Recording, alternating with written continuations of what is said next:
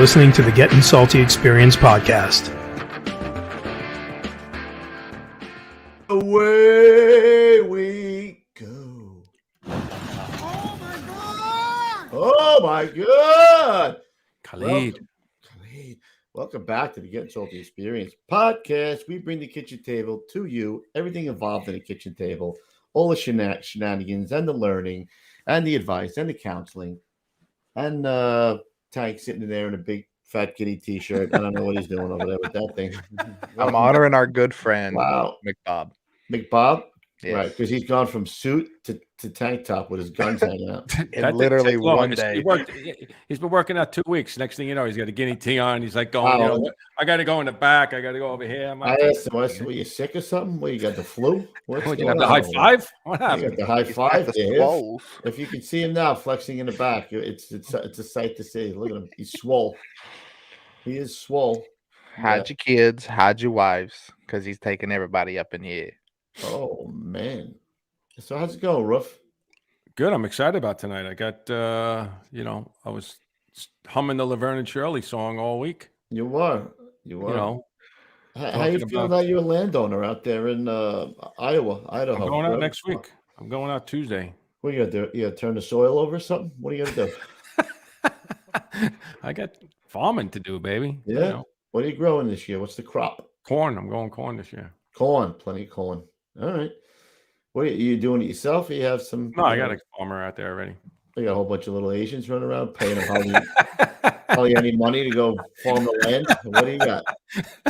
What do you think they're doing it the old-fashioned way? They got like combines. They do it like, Now, do you own that stuff too, or you just own the land? Oh, no, just the land. So the farmer owns the equipment. You own the land. Correct. So he just rents the ground from me. Do you see him? I know the guy from. I've been hunting out there for 10 years. I know the guy, my friend who owns property right down the road. That's how I know him. So it was easy peasy for me. Easy peasy. All right. Well, what do you make with the corn? Like alcohol or something? What are you making? What do you want? Moonshine? I can make you I something. hope you're not He's making going any to send Tito's. it my way, and I'm going to have I'll send it to take care of Tank. it for him. I had enough Tito's on Monday night show to drop a horse, bro. I don't know if anybody noticed, but I got in big trouble by Mama Kubla. Not my wife, my real mother. Your mother. If I could reach through that TV screen, I would have smacked you. You're a grown man. You're a grown man. I am. Yeah, but still. What do you Can't you just have one drink? No good. Evidently not. I guess. That's why I got nothing in front of me right now. Evidently not. Nope. And you just came off the Monroe show, the Monroeville show. You were dabbling a little bit there too, possibly. Oh man, that was that would be like Sunday I didn't drink it all because we drove. So like Friday night, Saturday night, me and a little Cliffy Bear eating some food, drinking some drinks. What do you got right there? As he throws down some rye down his throat. To tell him I do, but I have one. I control myself. I'm not an animal. Oh, okay. All right, let's get to the commercials, bro. I'm not an animal. Evil Luke come out when the switch gets flicked after he's had a couple. It used to be vodka orange, and then he switched. He's a that was a 007. Man. Joe Hunter, 007. Yeah, now he's a refined man. He drinks. Tell him what. Well, when you're a landowner, you own a plantation. You have to move up in your drinks. Yeah. You got to get fancy sometime. Yeah. All right, listen, Tank, do it, bro. If you're here with us tonight, you know what it is. If you're in the chat, hit us up in a super chat. If you know our guest and you got a question, you just absolutely have to ask him. Or if you don't know him and you think you got a question, you just have to ask him. The easiest way to make it happen is the super chat. We appreciate it. And it is one solid, easy way for you to directly get with us. And also, you know what it is. We got this right here for you. Where you find all these cool things like the hat, the shirt that Kev's wearing. That's all we got to talk about. My tumbler, Kev's shirt. You know where to find it? You find it right here. If you're looking for a gift for that special firefighter in your life, then head on over to GettinSaltyApparel.com. Yes, GettinSaltyApparel.com. What do we have? Well, we carry hand-drawn original t-shirts, glassware such as mugs, shot glasses, pint glasses, engraved Arctic cooler cups, and much, much more. There's also a full line of firefighter tool bottle openers like Halligan's, nozzles, and wine bottle opener accesses too. And if you're a cigar smoker, congratulations! We have partner sauce cigar cutters and humidors. Think we're done? Far from it. We got toiletry, gear bags, koozies, a full line of hats, decals, sweatshirts, and once again, so much more. We could also personalize most of these products, and if you want discounts, hey, you've come to the right place. We got discounts on large orders for promotion dinners, weddings, as well as installation dinners. Just head on over to GettinSaltyApparel.com. I'm going to get that, load that into my board here. Far from it. Yeah, we got to do that. Far from Yeah. it. All right, Tank, go right to the next one so we can get our guest the next one. Armor Tough interlocking floor tiles are the best choice to replace new or aging, stained, cracked concrete, or epoxy floors, and here's why. Armor Tough tiles comes with a lifetime, yes, you heard that correctly, lifetime warranty, and are usually installed in just 1 or 2 days, depending on the size of your station, with virtually no disruption in the operation of your station. Armor Tough interlocking tiles are guaranteed from the following: chipping, cracking, peeling, breaking, or staining, and once installed, the tiles are non-skid and non-slip. And they also meet the ADA standards for the friction coefficient, which you always love. The tiles are stain resistant and impervious to any chemicals or volatiles that we commonly see used in the fire service. And once installed, you can clean your floor the standard way, the old school way, with just soap and water. Install an Armor Tough tile in your apparatus bays, your offices, training rooms, workshops, exercise rooms, kitchens, banquet halls, or any other room. Yes, any other room in your station. Call Vince today for a no-obligation quote at 908-917-7697. Why install a breakable epoxy floor that you're going to have to replace in 5 to 10 years when you could have a floor that will last a lifetime? Drop a Halligan in an Armor Tough floor, you won't see any damage to it. However, you can't say the same about concrete or, of course, epoxy too. Join the hundreds, yes, hundreds of career and volunteer fire departments nationwide who have chosen an Armor Tough interlocking tile floor. Armor Tough interlocking tiles are half the price of epoxy and will last a lifetime without issue. Again, call Vince today for no obligation. Yes, you heard that correctly. No obligation quote at 908-917-7697. And if you're out in Indy, come the end of April when Ruffy and I will be out there with little Cliffy Bear, you come and see my man Vince at booth 1904, and he's got some free stuff for you. Just tell him that you saw the Getting Salty guys. How do you like that? I like it. Okay. I like it. All right. Ruffy, let's bring him in here. He's got many names, this guy. But I'm just going to go with the simple one because the last one is always a little weird for me, the last name. So I'm just going to go with, here we go, Billy Blatz. Billy Blatz. There he is. See, and at the beginning, I talked to Ruffy, and I thought he said Billy Bats, and I was going to tell him this, bro. Now go home and get your fucking shine box. I like Billy Bats. That's the guy in the bar that fucking what's the Tommy? He'll take care of you if you're you give him a side view. You know what I mean? If you give him the stink eye, he'll roll you. Maybe you don't know, Mr. Blatz. I don't shine shoes anymore. Maybe you didn't know that. Hey, before we start, my beer cooler just went on. Is that screwing with the sound at all? You're good. Oh, beer cooler. Hell Beer no. cooler.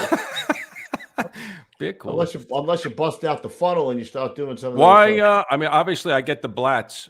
Where's the Billy Blatz come from? What's the story with that?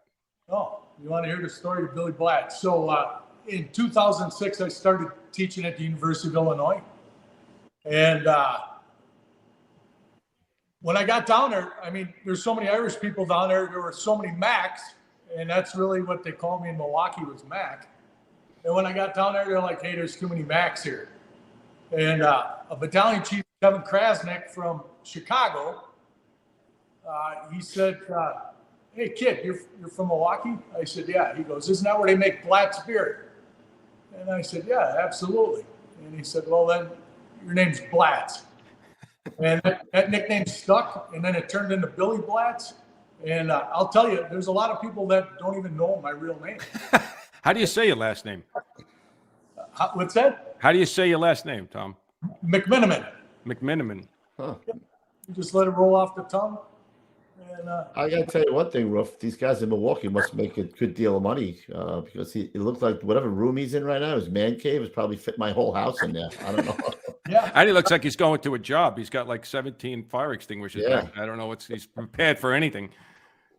hey, over a career of 29 years, almost 29 years, I mean, you collect a lot of shit, Acquire. Yes. Acquire. Acquire. Okay, acquire. Right. And, Steal. Acquire. after I retired, I moved out of the city, and I built this huge man cave here. It's got my woodworking shop and my garage, and Nice. just happened to put a few bedrooms in here and a bath and a half, and we're good. Look at that. I don't know. Roof. Maybe we'll go visit Milwaukee sometime. I don't know. Maybe. I'm not. Do you like Blatt's beer? Is it good? No. All right, listen. Before we get too deep, we got to get patriotic, Tank. So I don't want to miss it. Good man.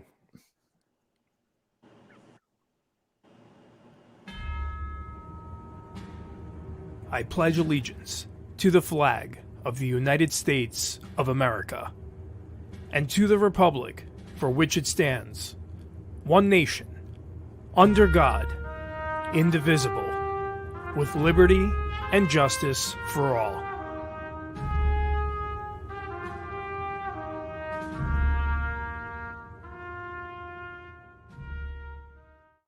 And one more shout out. I'm going to give a shout out to Ron Zoni, my man. After Monday's show, he had to pour me in my car, and he drove home like a good friend would. So him and Mike Milner got to talk up front while I was incapacitated in the back seat. Good job, bro. Good looking out. All right, let's dive right into Mr. Black's. You want to do the word of the day? Oh yeah, I can't imagine what that might be. What's the word of the day? Well, we were going to go with Blatt's, but I just changed it quick. You did. I All right. did. So go ahead, Tank. The word of the day is Banana. oh. Banana. All right, so you got to tell me what. I had a lot of birds chirping on that one, sending me banana. What's the story with banana? What's that? Oh, before we start, can I just ask your listeners to keep the Stewart family in their prayers? Walter Stewart was a Chicago fireman who was actually working yesterday, from what I understand. Heard a call, go out to his house. Lost his 7-year-old son. Oh my God. His other kids are in critical condition. So if you could keep the Stewart family from the Chicago Fire Department in your prayers, No doubt, brother. we'd really appreciate that. So I didn't mean to start out that way, but I felt it needed, That's okay. family, brotherhood throughout. So please keep them in your prayers. They need it now. No doubt about that. So before I really interrupted, you want to know where the story came from, banana? Yeah, what's up with banana? So obviously I'm Irish. I can make a short story long. This happened probably back in, I would say 2010, 2011. City of Milwaukee was sending groups of Milwaukee firemen down at the University of Illinois for the RIT under fire class, which, is a great RIT class. So, we were filling up a whole class of 34, 35 people to go down there. And as an instructor, they had me put up at a different hotel than what all the brothers and sisters were put up at. So, me being the nice guy, what I did was I rented a boardroom. Okay. I rented a boardroom with my own credit card. Nothing bad could happen there. Yeah, absolutely. Right. Needless to say, and the whole purpose was, after the training, we could all get together, crack a beer, talk about the day's events and the training, just be together instead of everybody off on their own. And needless to say, it turned into a real shit show. But No. I can drink beer till the cows come home. All right. I can drink beer, but when I touch the brown, that's when bad stuff happens. You go down. Yeah, absolutely. So this particular time, one of the guys, obviously it's a strenuous class, and he was having issues with dehydration. And from what I've been told, I was in the middle of a conversation, and I was Potassium. and I may have just like stopped in the middle of the conversation. And then 10 minutes later, came back to the conversation. And the first words out of my mouth were banana. And they said, Blatz, what the hell are you talking about? I said, well, bananas, you got to eat bananas. Bananas are high in potassium. It helps with There you go. dehydration. And, obviously the whole group was laughing. And from that point on, that was my. You were just a little late in the game. So it was 10 minutes later, and they were on to like 5 other conversations. And you came in with... I mean, I'm sure, guys are laughing who are listening right now. When I hear banana, I know it's time to wrap up. Oh, that's the wrap up. So that's my key word. All right. That's his safe word. Oh, safe word. Wrap it up. We just do this. Wrap it up. Wrap it up. Time to go. We need one of those words for Coobs. Yeah. You can do that. I wish Ronzoni would have been doing that the other night. Ooh, banana. Wrap it up. Banana. And since I'm on a roll here, so funny story. So I get a call from Lou. Lou, when'd you call? Like a Wednesday or a Thursday? And I didn't answer it. It said New York on the tag, and I'm like, I don't know anybody in New York that's going to be calling me, right? So I'm thinking, hey, it's just another scam call. Another schnook. If it's important, they'll leave a message. So, I'm working in my shop, and lunch comes around. I listen to it, and I'm like, Lou from Getting Salty, you got to be shitting me. Like, so then, of course, my next thing is it's like, who's screwing around with me? Somebody's jerking my right? So I don't say anything to anybody, right? Because I'm thinking, you got to let this play out, and you got to wait for the guy to come out and say, hey, did you get any calls or anything, right? So I don't call Lou back. I don't call him Thursday. Don't call him Friday. I wait till weekend. Now that I'm retired, I'm on the Beaver Dam fire department, and I go into the firehouse, and one of the guys goes, hey, did you get a call from Lou? And I'm like, yeah, as a matter of fact, I did. He goes, yeah, he called me. And, shout out to Justin Wolt and Wes Yankee. Those were the guys from the job here that put my name in. And I know you said there were other guys that had me on the radar, but, shout out to those guys. But then I was like, holy shit, they aren't screwing with me. So that's when I finally returned your phone call, Lou. And guys, Lou, when I talked to you, obviously I thought this would be fun. It would be great. And I know it's going to be. But guys, I got to tell you, it's probably was one of the hardest things I had to do in my life was to look up things and talk about myself. I mean that.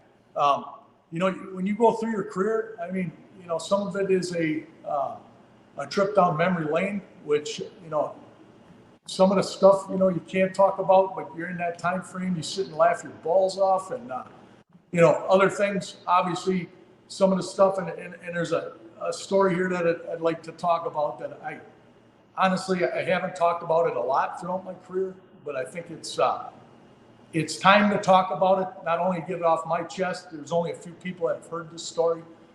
It's a good story, and powerful, but those are things that I like to share with your listeners tonight, and hopefully, I can do Milwaukee and obviously Beaver Dam Fire Department proud tonight. And Laverne and Shirley. Yeah. And Lenny and Squiggy. And Lenny Right. and Squiggy. Yeah. All right, so let's start at the early time in your career. Bill, I don't keep on calling him Tom. Bill, Tom. Well, I'm going to use either one. So, why did you decide to become a fireman? Anybody in your family a firefighter, or you just got hooked as a kid, or what happened? Another funny story. So, and a true story. Kudos to my brother Kevin. He was the one who wanted to be a firefighter, and he approached me and he said, "Hey, we're gonna go down. We're gonna sign up. They're taking applications in Milwaukee to be a firefighter." And at the same time, they were taking applications for the police department. God's honest truth, I didn't want either. I mean, at that point, I was probably 20 years old. I really didn't know what I wanted to do. We went and, he pretty much dragged me along to go take this exam. First exam, I did really shitty. Didn't even end up on the list. Milwaukee was very good about every 2 years. They ran an entrance list. All right. Not so much anymore. I mean, they're probably on 10 years on the list they are right now. But, back in the day, it was every 2 years. So if you didn't make it on this list, you only had to wait 2 years before you could, retest again, which was awesome. And honestly, back then, there was pride in being on the job. I mean, right now, let's face it, guys. I mean, everybody throughout the country is hurting for people, and they're just starting to fill seats. I mean, you got the qualifications, you got your paramedic, you got your firefighter one, or whatever the department requires, and whether you're a good fireman or not, they just fill a seat.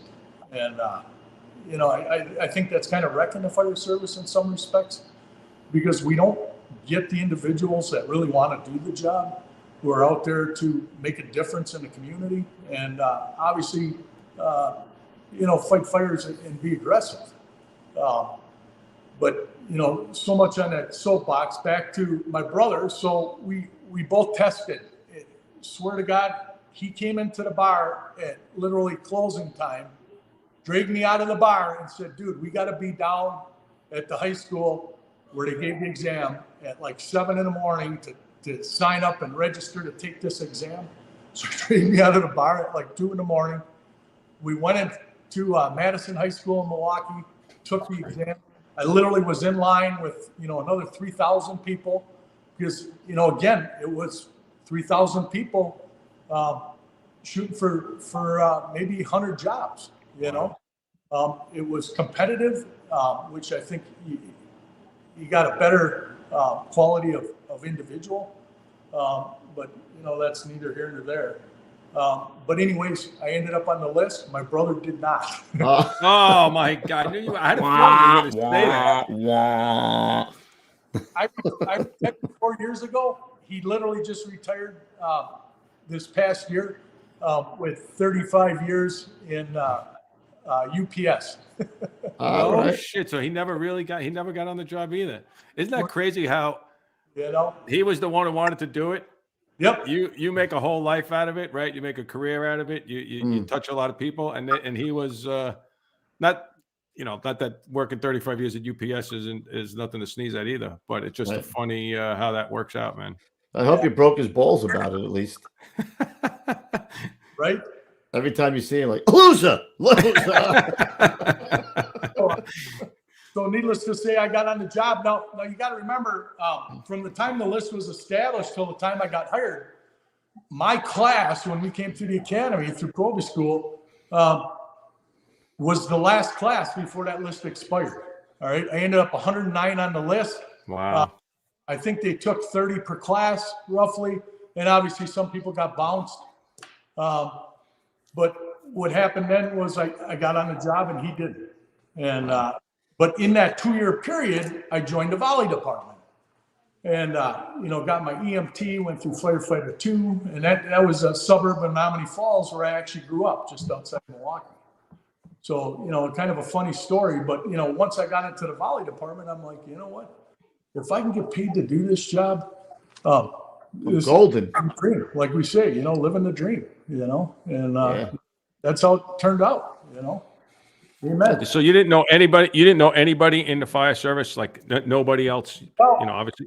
My wife's husband. I'm sorry. My wife's father was a Milwaukee firefighter. So obviously there was a link there as well. And he was very well respected firefighter in the city of Milwaukee. He ended up going off on a heart. Literally, had a heart attack while he was mopping the floor, and. It was one of those things. I mean, he was a fireman through and through, and that just killed him, And, I don't want to say he ever recovered from it. He recovered from the heart attack fine, but, the going off the job in the fashion he did, Nobody wants to go off, not on their own terms, Absolutely not. Yep. So, but, once Well, hold on, Tom. I wanted to ask you because I don't even know. I'm sure Coobs is going to ask this question. Just give us a little background about Milwaukee. I don't know anything about Milwaukee Fire Department. I know. How many guys are on the job? How many companies, give or take? So here's the deal. When I started, there was 1,200 firemen in 1990. 1,200. All right. We have approximately just under 196 square miles. Is pretty much the coverage. We had 36 engine companies, 17 truck companies, and 1,200 firemen. When I left, obviously the 96 square miles didn't change. We were down to 30 engine companies. Wow. 2 rescues, which we'll talk about when the rescues came into play, and 15 truck companies. But even since I left, they've cut more companies. So has the manning changed on the companies? Like how many? What do you run on each company? How many guys? So we used to run 5 on a truck, 4 on an engine. Oh shit. That was including the officer and the driver. So, officer, driver, 3 firefighters on a truck, and then officer, driver, and 2 firefighters on an engine. And now that was if you were in a double company. If you were in a single engine house company, then they added that extra 5 guys. Yeah. 5, yeah. Because I looked at 2020 numbers. It looks like I'm just glancing through, but the rescue went to 3,100 fire calls in 2020, which is and so it's kind of funny.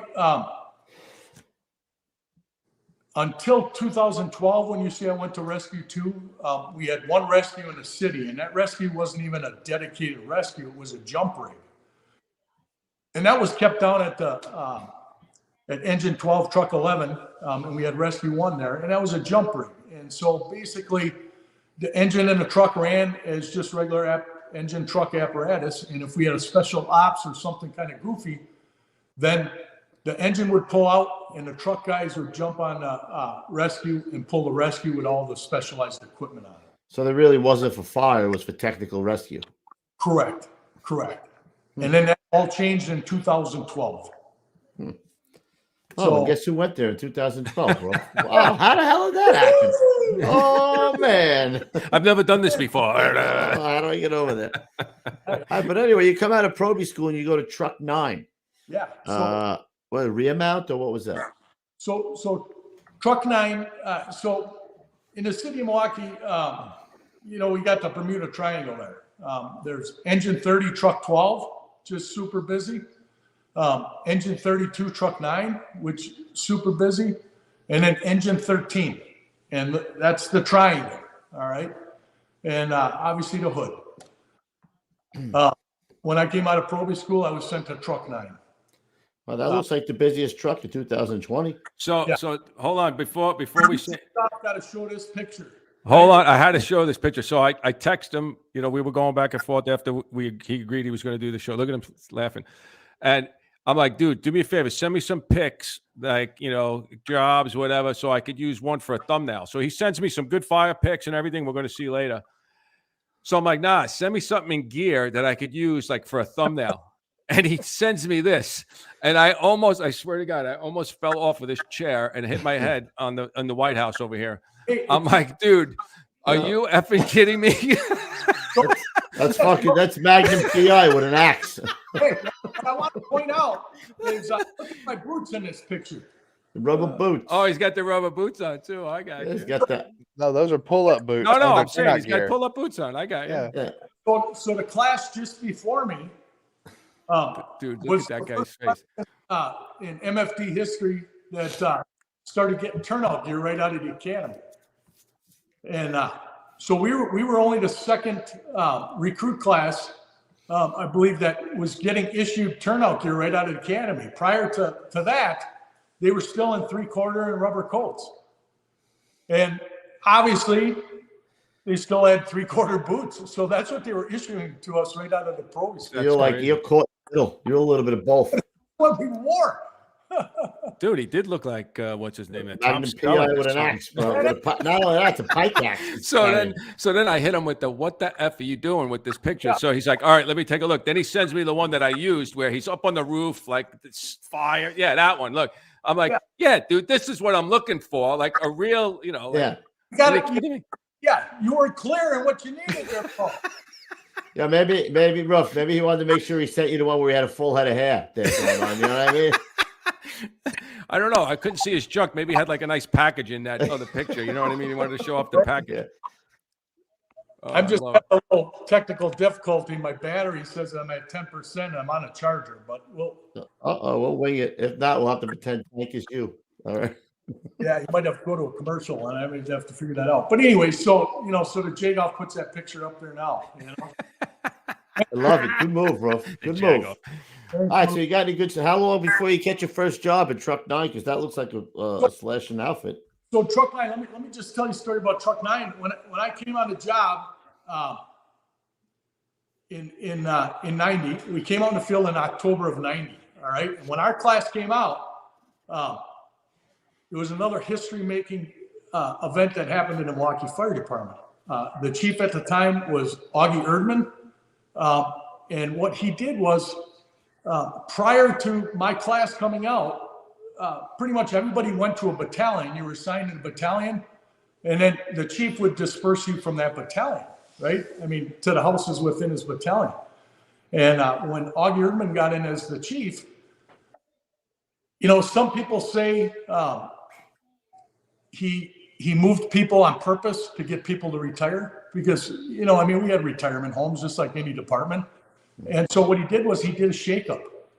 And so when I got to Truck 9, I don't want to say they were all old, but we had a lot of old firemen that got shipped down into the busy companies from the outer bounds of the department. Now, his mentality and his thinking and his explanation was, I got all my experience sitting out at these houses. I need the experience on the inner city and the busy companies to pass on the trade, and obviously some people bought that, some people didn't.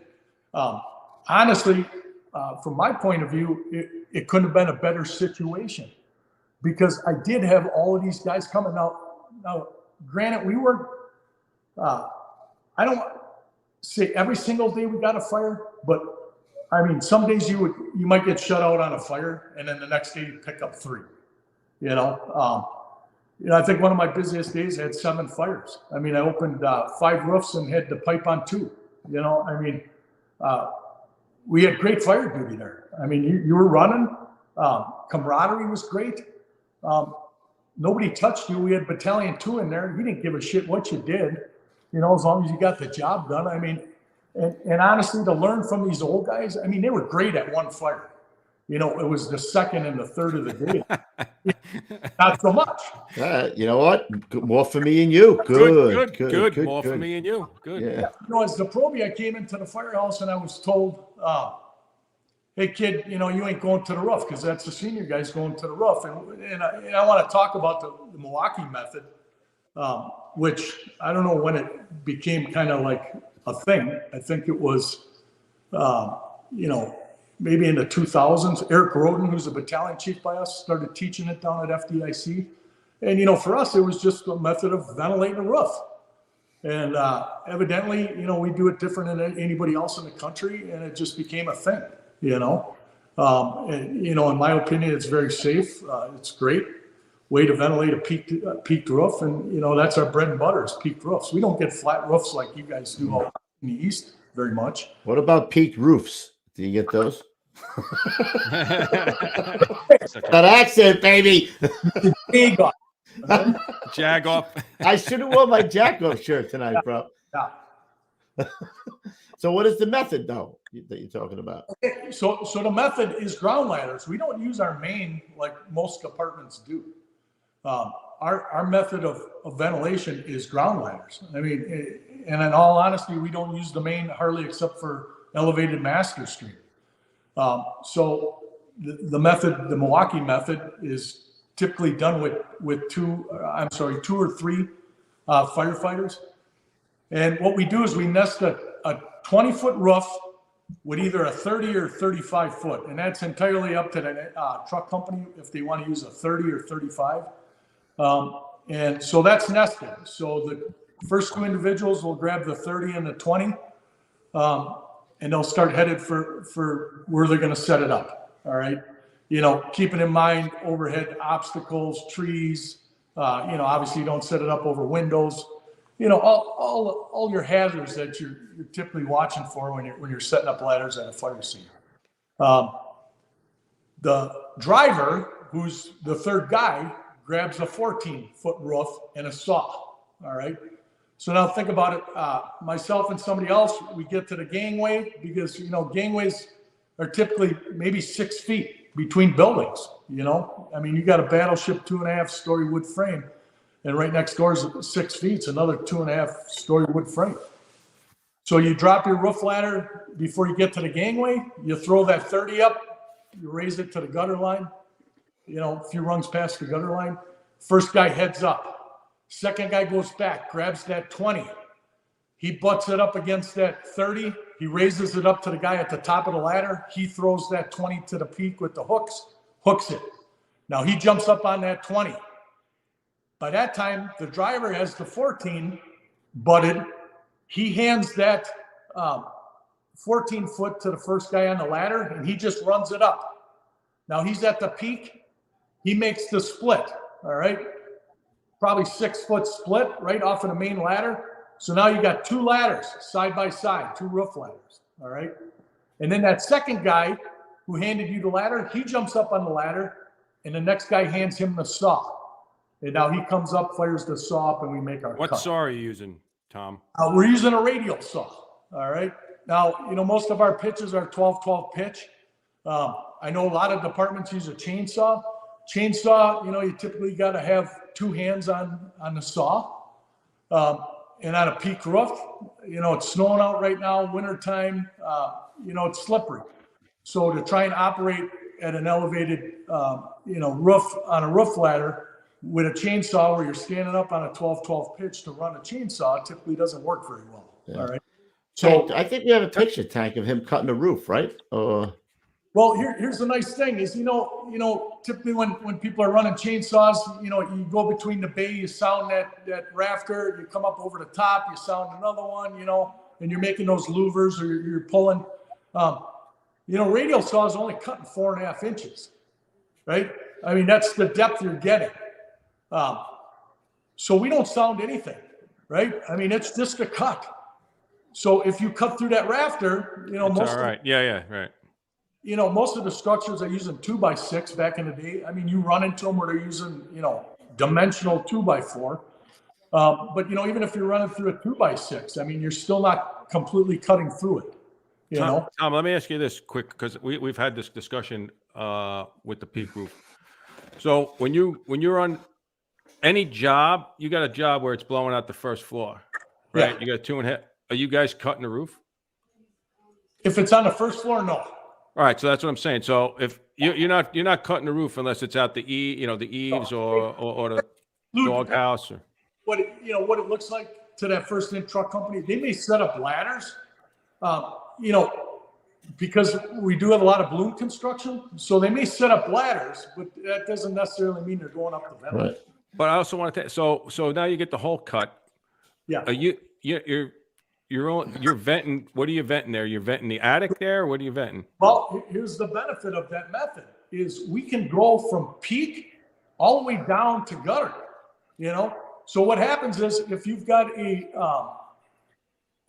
space in the attic, which, there's a shit ton of space up there. They go up and, redo them. They make them a livable space.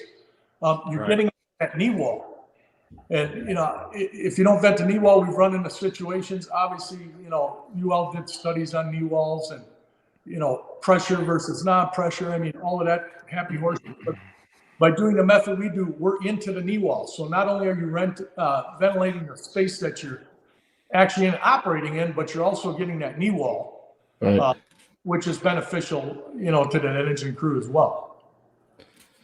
What are the other 2 guys doing while the 3 are cutting? What are the other 2? The boss and the probie are typically going interior. All right. They're going to start the primary search, making sure the engine crew gets in. They're doing search duties. All right.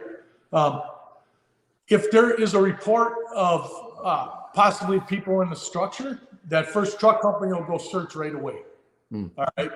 And then the second due truck will come in and do the roof operation that I just talked about. So it's a flowing type of method. It's not always Correct. cut in stone, right? Yep. So it's, You know, if you got wires, you just move Right. your and when you get to the roof, you can. so if you have to force, right? So the officer is helping the probie force the door. He's swinging or he's holding. Yeah. Oh, Yep. Look at that, Ruffy. See? So my pet peeve is on the peak roof, what I see a lot of times, and I'm not opposed to peak ventilation, but I don't want to see 16 guys on the roof venting a dollhouse, Right. with all the windows intact, right? Yeah. With with a line going, like standing at the front door, pissing in the front door. So again, what you're talking about is a totally different thing. And obviously that's part of part of the plan too, is if the boss feels that horizontal ventilation is going to be more appropriate, his crew might be setting up ladders, and then that probie's got the 16-foot and he's out there taking windows, when needed. Well, I always felt like you cannot be ventilating the roof if you don't have windows taken, right? I mean, every picture I see of these guys, there's 6 guys on the roof cutting. Yeah, it's great to cut the roof. Yeah, sure. Who doesn't want to cut the roof? Right. But all the windows are intact. I mean, I could show you picture after picture after picture if people send us stuff. I'm like, well, I don't get it. Yeah, when that first stuff came out, Steve Kerber from UL, when he talked about ventilation and flow path and all this, and I said, hey, dude, we don't have that in Milwaukee. And you don't have flow path in Milwaukee. We got negative pressure here, baby. But back in the day, that fire didn't know whether to shit or go blind because there was not one window intact throughout that whole structure. People were attacking. I mean, they were taking everything. Yeah, fuck yeah. Yeah. Which obviously, I mean, we never had any issues with it. But obviously they moved more towards coordinated ventilation and, trying to improve, so on and so forth, But they're still using that today? What's that, Coops? They're still venting that way today? Even today? The Taking roof off vent. No, the roof vent. They're still doing that? Absolutely. Yep. How come they don't use a bucket or something? If you had to use it, it's just not as quick or it's not safe? I think for mobility, I mean, you pull up in front of a house. I mean, a lot of the streets are tree lined. Trees, yeah, I got you. You're not always going to have that option, right? Punching through trees and, can't get the turntable in the right position, yada, yada, So, for us, it works, it gets once the fire's knocked down and you got to go up there and start stripping roof because you got, fire in the cedar shake and the 29 layers of shingles that are still on the building. The guys can go up there, if they pull the hole and it blows out like it's supposed to, all you do is go to the bottom of the roof ladder and you basically take a blow down at the gutter line. You wait for that engine crew to go in, darken it down, and now you're right back up there. I mean, it's almost like you're working from a position of safety, pretty much the time you're up there. Right. I would say it's pretty good idea that we don't go on the roof over It's there. obviously, if you've been on a truck crew long enough, you've rode that ladder. And what I mean by that is, if it's burned so hot and so quick and that peak gives way, basically you ride that ladder down.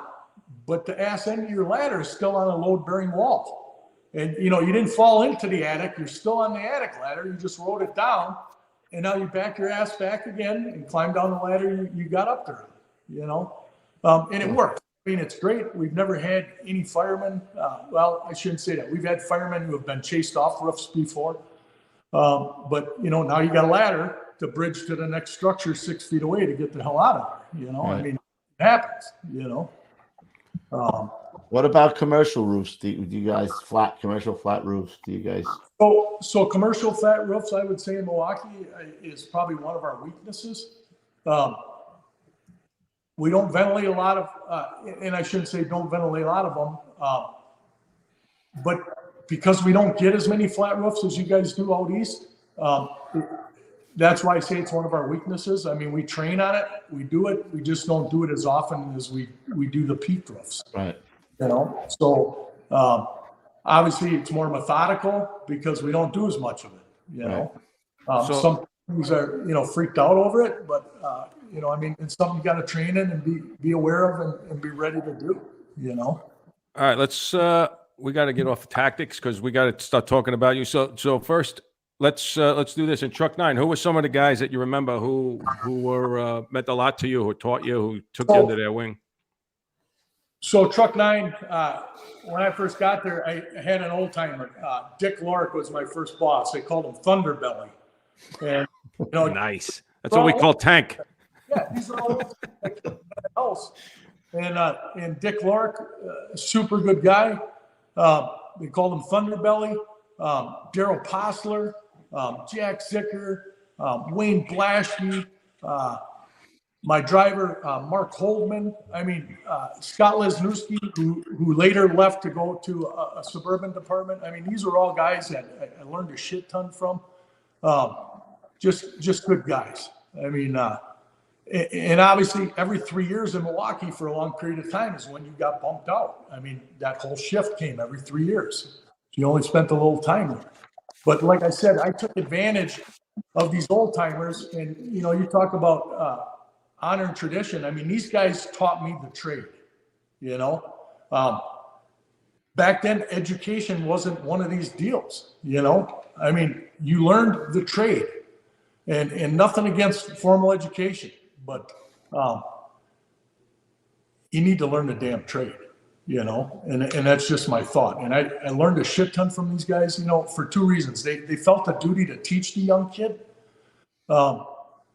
But more importantly, I think it was more because they knew if they taught me, then maybe they could back off on that second or third fire we were getting. Yeah. Then the young guy. Get in there, kid.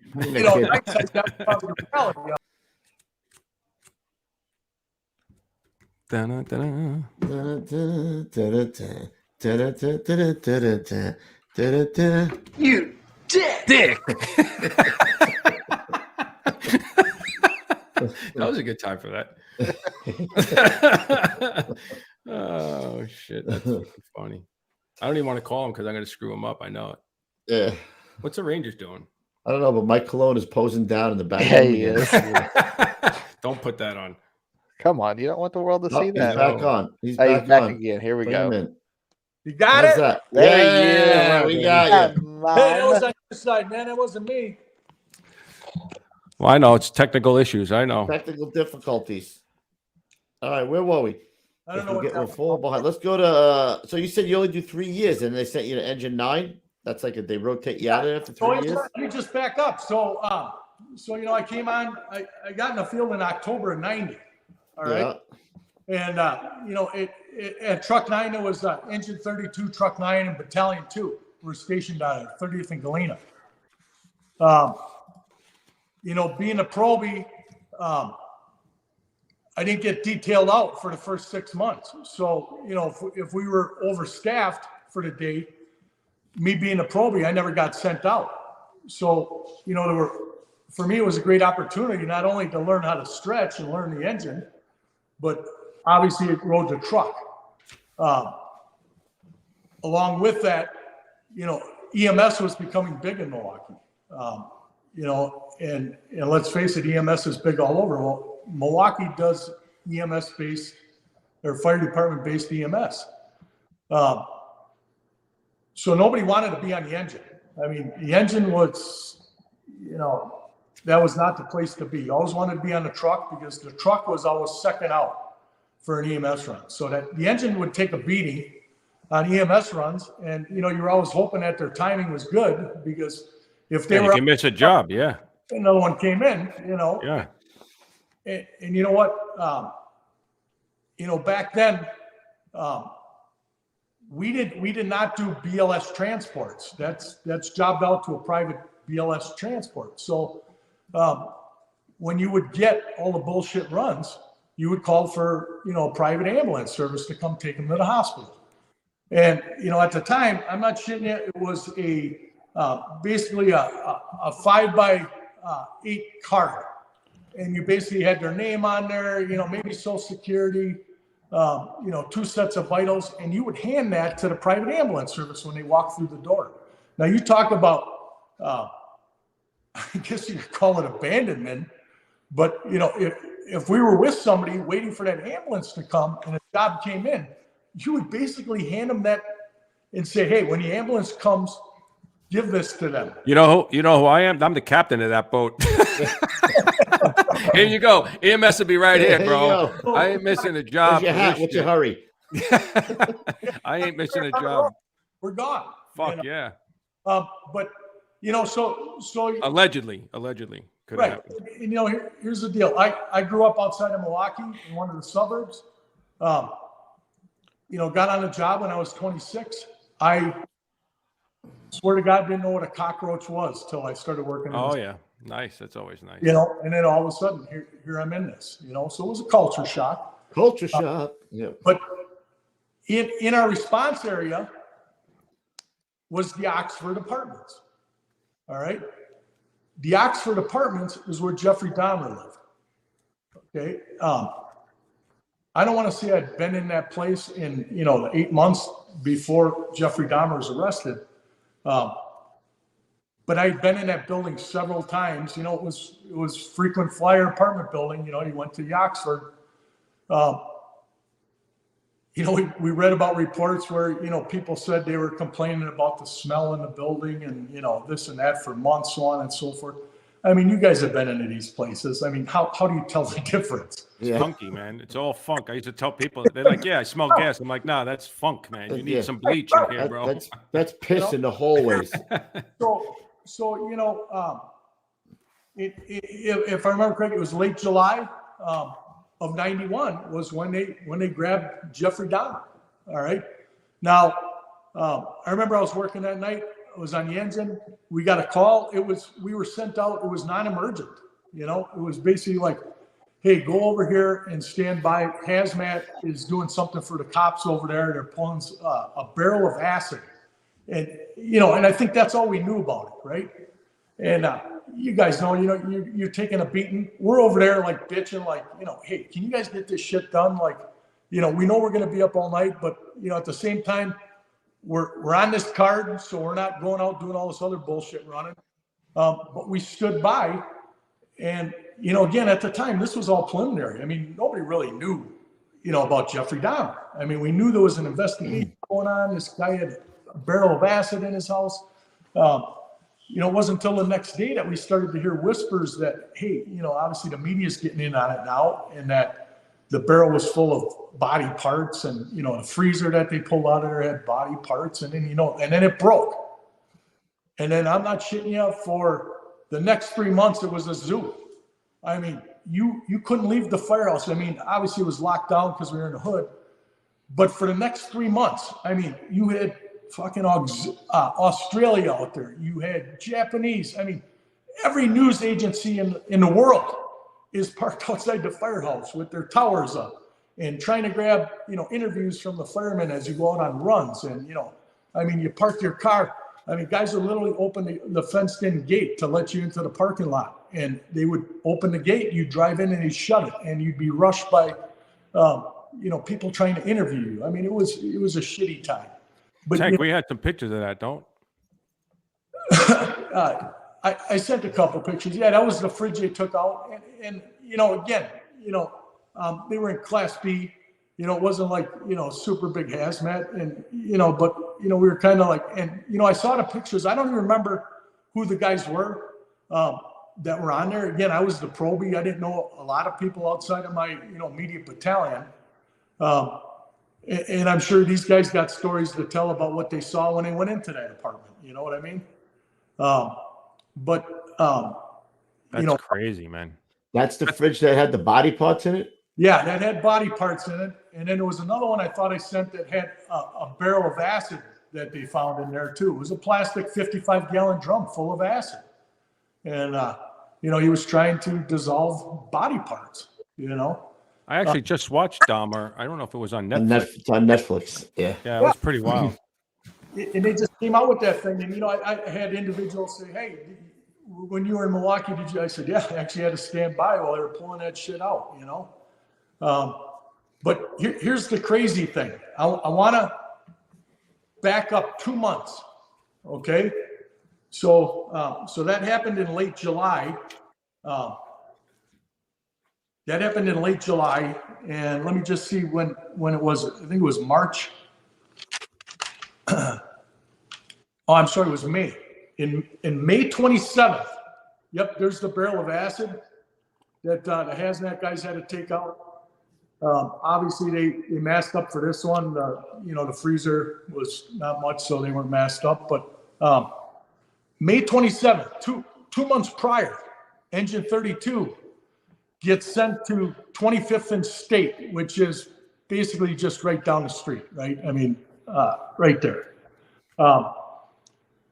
I think the initial report was a naked man wandering around on 25th and State, right? So they roll out. Again, we're talking, this is something that, this ain't out of the ordinary, right? No. I mean, not gonna lie. Not there. Nope. No. Right? I know people in other departments go, you went for a naked man and what? Right? I mean, not that it happened every day, but it didn't faze them. Engine 32, amen. I wasn't working. They roll out to get there. Milwaukee Police Department's on scene. They pull up. They flagged the boss down. They said, "Hey, we don't need you. The naked man here is basically it's a gay lover spat. All right, we don't need you, right?" So all these guys. Meanwhile, the guy's running for his life. Yeah. Right, but he was drugged up. What they didn't know is he was drugged up at the time. Yeah. Right. He was drugging everybody. They didn't get off. They didn't do any EMS. Basically take it off as, hey, service is not required. Please pick this up. Then, 2 months go by. They find Dahmer. They realize that Conrad Synthesis phone, who is the naked guy, was returned by 2 police officers in Milwaukee. They returned him back to Dahmer. He then killed that Conrad Synthesis phone that evening. Wow. No shit. Yeah. So you talk about the shitstorm. The guys that went through that, they had to testify in court. You know how that went, right? So you're telling me, what's your level of EMS? Well, we're EMTs. Okay. And so when you pulled up, what's the level of them, the police officer's level of medical care? Well, they're nothing. So you took the word of somebody who has 0 medical training, that nothing's wrong with this guy. And you know what I mean? It turned into a shit show. I'm sure. And, these guys had to testify, day after day. And it was a shit show. In all honesty, I don't know that any of the members that were involved with that particular run got any days at that point.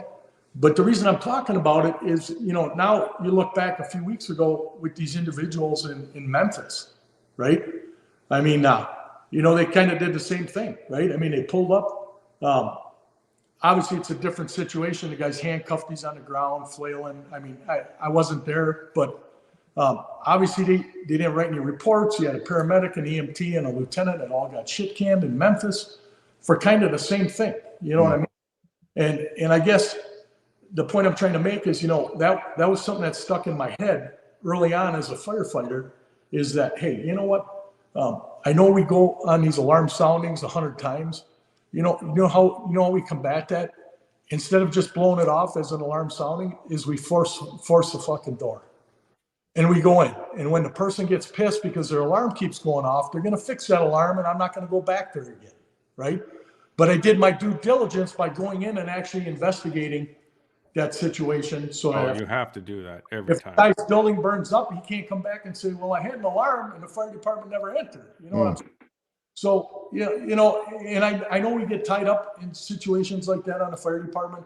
I can tell you stories where I did. Is that Justin? Who's Justin? Is that your son? Yeah. It's been 40 minutes. We're not off his third day. I told him he's got 2 hours. This is the family I got. That's the family I got. What, you got a banana already? What is where's the banana? Coobs, you said Coobs. Oh, hold on. Coobs, Pete. Oh. Oh, we do got to move forward because we're gonna get stuck for time. So let's. He ain't lying. Let's go He ain't to lying, Justin. Justin, he ain't was lying. that engine 9 we were just talking about? Where were we? Yeah, engine 9. So that, engine 9. So, I go from a house that's, probably doing, maybe 26, 28, 2,800 runs back in 90, maybe 3,000. I don't know. We were in the high 2,000s. And then I get sent to engine 9. Okay. Engine 9 probably did 800 runs a year. Oh, hello, Nice. I like So it. not only am I going from a truck, but I'm going from an engine. So I'm very ornery, right? And so I'm pacing the floors there, and you guys know, you get the right people in a house. It doesn't matter how many runs you get. You can still have a good time. Mm-hmm. Engine 9 was that way. I had great people there. But here was the caveat to that. Was one day I'm pacing the floors, and this old timer comes up to me and he goes, "Hey, You dude, gotta get the fuck out of here." sit down. Just sit down." And he said, "You don't come to engine 9 unless you've been requested." And I'm like, "What do you mean requested?" Well, engine 9 was where the chief's aides drove out of. All right. So he goes, "Yeah," he goes, "somehow your name got on the radar and they pulled you in engine 9. And here's the deal. When the chief's aides are off, you have to step in and drive the chief for the day." Swing and a miss. He struck him out. Right. And that's pretty much how that went, right? There's no fucking way I'm driving the chief around. I'm not doing that. I'm not gonna kind of, at 3 years on the job, I'm not gonna kind of put myself in that position. And I was like adamantly against it. So luckily, because I was the last guy in the house, there was not a lot of opportunity for me to do that, right? So the first opportunity came, I get a call from Ray Ashworth. He was the captain at the time. He calls me and he goes, "Hey, Tom, you're in the car. You're driving the chief tomorrow." No, I'm not. Ouch. And he goes, "No, really, you're the only one here. Everybody else is off. I got all people detailed in for today. You're the only regular. You're driving the chief." And I go, sorry, I'm sick. I'm laying up." And I hang up on him. He immediately calls me back and he starts begging me. Now, the chief's aides, they all wore suits, ties. I mean, it was a big deal. I mean, they're driving the chief around to meetings, so on and so forth. I said, "No, I don't have a suit. I'm not a suit guy." So he goes, just wear your Class B uniform, get in the car, you drive the chief, no harm, no foul. And so he finally talks me into it. All right. So I go in the morning, go to the firehouse, pick up the car, drive to the chief's house. I get to the chief's house. He comes to the door and he gives me the "Hey, 1 minute, I'll be out in a minute." So I'm waiting there. I'm like, I don't know what to expect, right? He comes out the door and he's looking in the window and he gets his smile on his face and he opens the door and he goes, "Hey, are you Big Mac?" And I go, "Well, yeah, chief, that's what they call me." He goes, "I thought you were never going to suck my dick." And I was like, What? The drivers sold me out. They told him everything, right? So we get in the car. He goes, "It's really not that bad. Here's how this works. You drive me downtown to headquarters. You drop me off. I don't give a shit what you do all day. Just be back here to pick me up at 3:30. And I'm like, "Yes, sir." Right? I drove him downtown. Spent all day visiting all my classmates and people I hadn't seen in a while. I mean, I ate lunch at a firehouse, came back at 3:30, picked them up, and obviously Augie's still alive, but driving home. He goes, "Hey, you want to stop for a beer?" Sure. Stop for a beer. We have a couple beers. Obviously, he knew what time Mama wanted him home. Dropped him off at home. I got back to the firehouse. I'm still on a 24, right? But I am only have to answer to the chief, right? I don't want runs after that. I don't do nothing. And I'm thinking to myself, Maybe it ain't so bad. this ain't a bad gig. Everybody needs a gig. Right? Maybe not at 3 years on the job, but everybody needs a gig. So engine 9 was, it turned out to be fun. Obviously, we didn't have the call volume. If you look at my timeline, it gave me the opportunity to get out every single day and pump, raise aerials. I know, Coops, you asked about what an HEO is. In Milwaukee, they call at one point you were an MPO, and then the senior guy drove the aerial, right? And then the union came through and said, no, we want this a promoted position. And so what they did was you tested for heavy equipment operator. So you weren't just an engine operator, an MPO, you just weren't an aerial operator. You had to operate both pieces of equipment. And so that's where the heavy equipment, HEO, comes in. And that's is that a raise for you guys? Is that Yeah, that's a promoted position. So, but another story. How much time do we got yet? We got an hour. Is that right? 40 minutes. Okay, so I want to just quick tell a story. So, I was at Engine 9, and I know the guys busted my balls. We had a fire there, and again, we didn't get a lot of fire duty there. So we had a fire, and honestly, to this day, I don't remember the exact street, because it's one of those situations you try to put out of your mind. And I'm going to try to tell this story quick because I want to move on to some other stuff here. But we get to this fire, and this happened in March of '96, right? So in March of '96, we get sent to a structure fire, Engine 9's first due. We get there, we pull up, we got a definite second floor, story and a half, wood frame going. Fire in the second floor. We've got a older man and a younger kid up on the roof, and they're screaming, "My kids are in the window right here." All right. Now they're on the front porch by this window. Obviously, we're the engine company. Truck company, truck 15 is coming from a little farther away. Obviously, the engine crew, we can't just not start putting water on the fire to go search. We got to do it simultaneously. All right. So I bust off searching, and again, we only got we had 5 on the rig there, right? So me and one guy bust off searching. The boss and the other firefighter stretched the line. Obviously, the driver's waiting to get water to him. We go interior. I'm making my way through the building, and I immediately think I find one of these kids. All right. After feeling, no, it's not a kid. It's a hefty bag. All right. And at the time I didn't know it. And as I'm making my way towards the front of the structure to get to this front bedroom where this guy says the kids are, I keep hitting all these hefty bags. So by the time I get to the front room, truck 15 is coming through the front window. They quick laddered the front of the structure, basically doing a VES type operation. I hook up with the guys from truck 15. Literally, they've got two kids out the front window already. We're now down to one kid. We're searching for one kid. I find the kid, hand off to truck 15. Truck 15 out the window, the kid goes.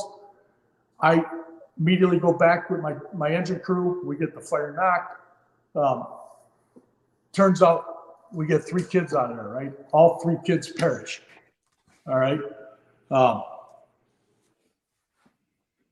Through the whole year, I'm not shitting you guys, through the whole year, the mother and the daughter of this family, now they had like 10, 12 kids, and they just lost 3 of them. All right. The whole year, they would come to the firehouse on our shift. All right. They would bring us cakes and cookies, and they would try and console us because they knew we were beating ourselves up that we didn't get their 3 kids out. Right. Cindy was a woman of faith, and I'll tell you what, her faith was rock solid. All right. So flash forward, I get promoted to driver. All right. And now I'm not in that house. But for the 8 months that I was there, almost every day she would come with cookies and cake. Now I get promoted. I'm a relief driver. All right. I get a call from the crew and they say, "Hey, Cindy called. It's the 1-year anniversary. They're having a big memorial at the church." All right. They said, "Will you go with us?" And I said, "Absolutely." Right. And in our mindset, we're like, okay, we are beating ourselves up, but this is the 1-year anniversary. Let's go. And then we're going to put this to rest. Right. We're going to sit this in the filing cabinet because, we can't haul this along with us throughout our careers. So we go, they have this service. All of us from the crew are sitting there. By the end of the service, we're all crying. We're bawling our heads off. And now we're all like relief, like, okay, this is over. We're the hell out of here. It's done. They approach us, they go, hey, will you come in the basement? We're going to have cookies and refreshments and stuff. And I'm like, are you kidding me? Right? So we all go to the basement, right? And now we're quick drinking juice, having coffee. We're like, hey, let's just quick do this, make our appearance, get the hell out of here, right? So we get down there and we're talking to Roger, who was the father. And all of a sudden Cindy walks up. She goes, hey, did you tell him the story about Jonathan? And I'm like, he's like, no. So she's like, hey, Mr. Jones. And guys, I apologize. I don't remember the teacher's name. Come over here. I want you to tell the fireman your story. So the school teacher comes over. Now, they went to this Catholic grade school. It turns out that day, all right, the day that they were in school, and obviously that evening they perished, the teacher says, hey, I gave everybody an assignment. I told them if they needed help to raise their hand, and I was just going to correct papers. One kid raises their hand, teacher goes over there, helps the kid out, goes back correcting papers. A little while later, Jonathan raises his hand. He says, I went over there and I felt like I was getting electrocuted. And we're like, what? He goes, yeah, I thought I was having a medical emergency. He goes, I go and sit back down at my desk and I'm like, what the hell just happened? He goes, another kid raises his hand. I go and help that individual. Still kind of freaking out. He goes, I go back, I sit down. Jonathan raises his hand again. He goes, I get near him and I feel like I'm getting electrocuted. Then Cindy breaks in and, you can imagine, we're all just sitting there like, our eyes are like saucers. Cindy breaks in and she goes, so you know what, guys? God sent his angels to prepare my kids for what was about to happen to them that night. She goes, you got to know that you guys got in there and did the best you can. She goes, but it wasn't up to you that night. Now you talk about 5 big firemen bawling our heads off. Like it was a powerful day for us. Obviously after that, a lot of us didn't talk about it, right? We carried that. Not that it was like, heavy because, my firm belief is that in the fire service, we train ourselves to forget, right? And, I've told that story a few times to a few people, but not a lot. But I guess the point is it gives us, and it gave me more drive to make sure that I continued to train and know my craft so that absolutely in that position, God made the decision. But you know what? I want to get that person to the point where it's not somebody else's decision, i.e. me not getting in there.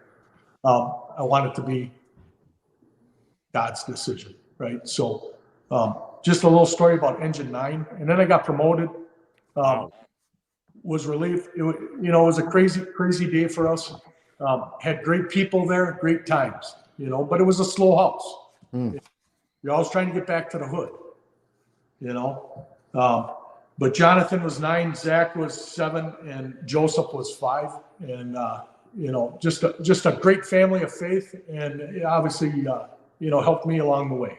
Did you ever keep in touch with her after that?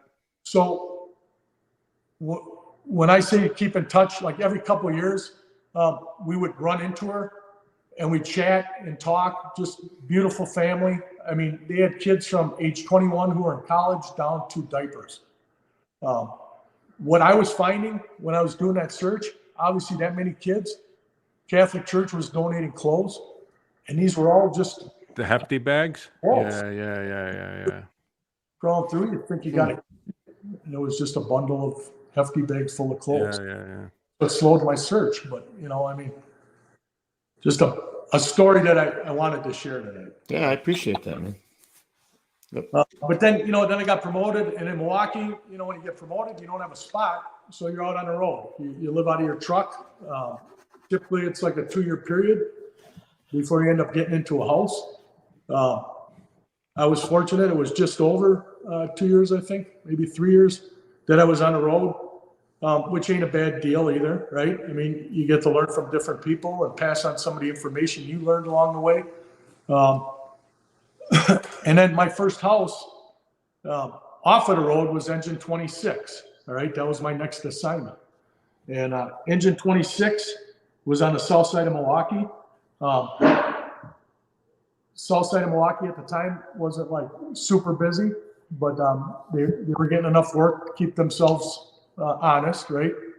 But I only spent a year there. And when I was at Engine 9 was when I joined Special Ops. I was kind of an out-of-house guy, but I was still on the team. So after Engine 26, I got called back to Engine 12, which was the Special Ops house. All right. But Engine 26, you know, obviously all your assignments, you take something away with. I mean, you hope to take something away with. And Engine 26 was another assignment. I hated the house. The house sucked. I mean, you wash the rig, all the water would run right into the kitchen. You know, I mean, you go in the basement, and obviously, you know, it was built back in the day. It couldn't take the weight of the rigs we were running with now. So you go down there. I'm not shitting you. Talk about the poles, right? T-shores. Yeah, you know? T-shores. We had that in my house too. Yeah. The floor was shored up. You know, You couldn't even go down the basement. There was T-shores everywhere. Yeah. It was crazy. You know. But again, it was a good time. I was happy to be off the road. I actually had a locker, you know. My boss there, they called Glue Pot. I won't say his real name, but you know, Vietnam veteran, obviously a lot of demons. Spent most of his time in his office drinking. We knew he only had a few months to go. You know, battalion chief knew it. We carried it. You know, I mean, that was just what we did, you know. Depending upon what he looked like when he came down to the apparatus floor was whether he went on the run or not, you know. That was it, you know. Hey, Glue Pot, go back to the room. Glue Pot. Glue Pot? We had 5 on the rig. That was his nickname, Glue Pot. Yeah. How many offices in a firehouse did you have? Say that again? How many offices? Was there a captain and 3 lieutenants, or how many offices in the firehouse? Just one office that was shared by, you know, if it was a single engine company, it was one office that was shared by, you know, the captain, because there was one captain and 2 lieutenants. 2 lieutenants, right? Okay, that's what I want to know. How many officers? Yeah. Total. So there was always a captain and you know, 2 lieutenants assigned to each rig. So at Engine 12, you know, when we had Engine 12 and Truck 11, there were 2 offices. You know, one shift ended up with 2 lieutenants on it, but then the opposite shifts had a captain and a lieutenant on it, because one was the engine captain, one was the truck. You know, but you know, when I was at Engine 26 was when the Big Blue crane collapsed. All right, and I remember this. We're out on a bullshit EMS run. I'm the driver. We're not too far from Millett Park, and all of a sudden we're waiting for that private ambulance to show up again, right? And all of a sudden I hear over the radio them going to Millett Park for a crane collapse. And then, you know, a little while later, I'm listening to the radio. I hear the 3rd Battalion, who was Kenny Saloni at the time. And he rolled in, and I remember him saying, be advised, Big Blue is down, Big Blue is down.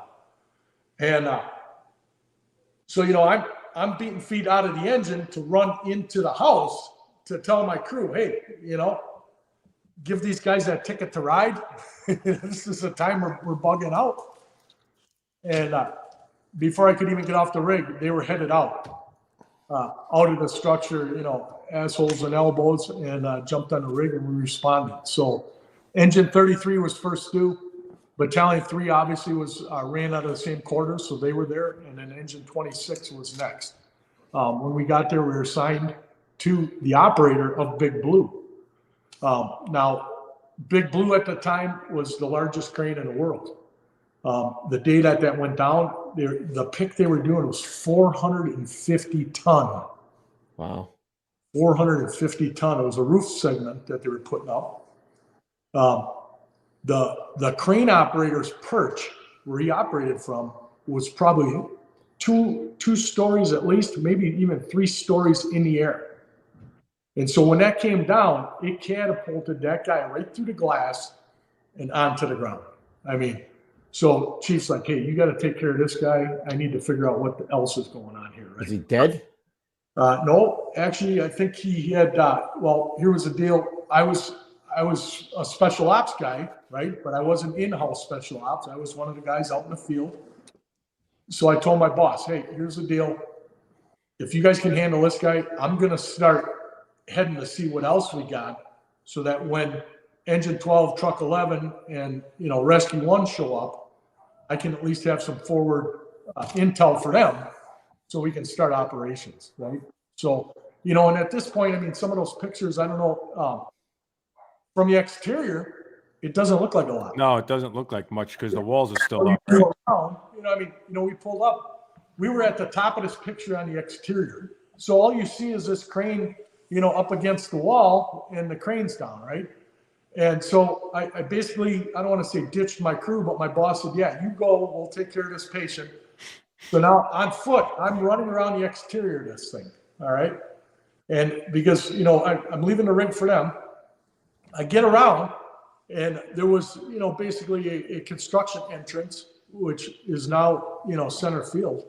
And, you get around the corner, and here's all the devastation, Tom, that's the whole roof. Was it a whole roof that came down? I don't even remember the story. 450 tons. So they would weld up and build this segment on the ground, and then they would pick it and put it into place. And if you're familiar with Miller Park, which is AmFam Field now, it's got a roof that basically is a bridge. And that bridge can close, and it runs on rails up there, and it can close it. Oh, it can open or close. All right. Yeah. And, but in effect, they're 450-ton bridges. That's just how they're built and designed. And when they were when they were making this pick, the crane was rated at 20 miles per hour. Was 20 miles per hour wind and below, because you can imagine a piece that big, how much drag is on all of that steel with wind, and obviously the forces that are added to the crane. So it was rated at 20 miles per hour, but they had gusts up to 27 and 28 miles per hour that day. I can't imagine what it costs to have that crane on site per day. Oh my goodness, yeah. Behind schedule, I don't know who made the call, but they said, no, we're making the pick. And, 3 of the iron workers were killed. I was going to ask you how many guys died on that thing. Yeah. 3 were killed. In all honesty, there could have been more, but whoever the supervisor was says, hey, I'm not sending my men up on these other auxiliary towers to help make the hookup until after the piece is up there, because they, nobody wanted to do this pick. They knew something bad was going to happen. And but the whole thing here is, it wasn't just the crane and the piece that they were picking that fell. It fell into the roof, and the whole roof collapsed. Yes. So that's about right there. That's about 4 stories underneath that metal. All the different decks that they got. The headache ball from the crane we found in the basement. It went through all 4 of those levels like a meteor, and we found it in the basement. And a headache ball, I mean, shit, I can't imagine how much that thing weighed. I mean, it was a monster. But you guys know forces, right?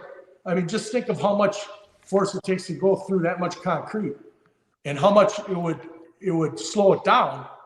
No, this son of a bitch went through 4. Wow. I remember that, actually. Now that you say that, I do remember it. It was unbelievable. What, the guys get crushed? So a couple guys were on other cranes in man baskets that were raised up, to get their spud wrenches out and do whatever they got to do to line up the holes to get this. Right. And when that came down, it hit a couple other cranes, and it literally everything went in. Yeah, and these guys were just,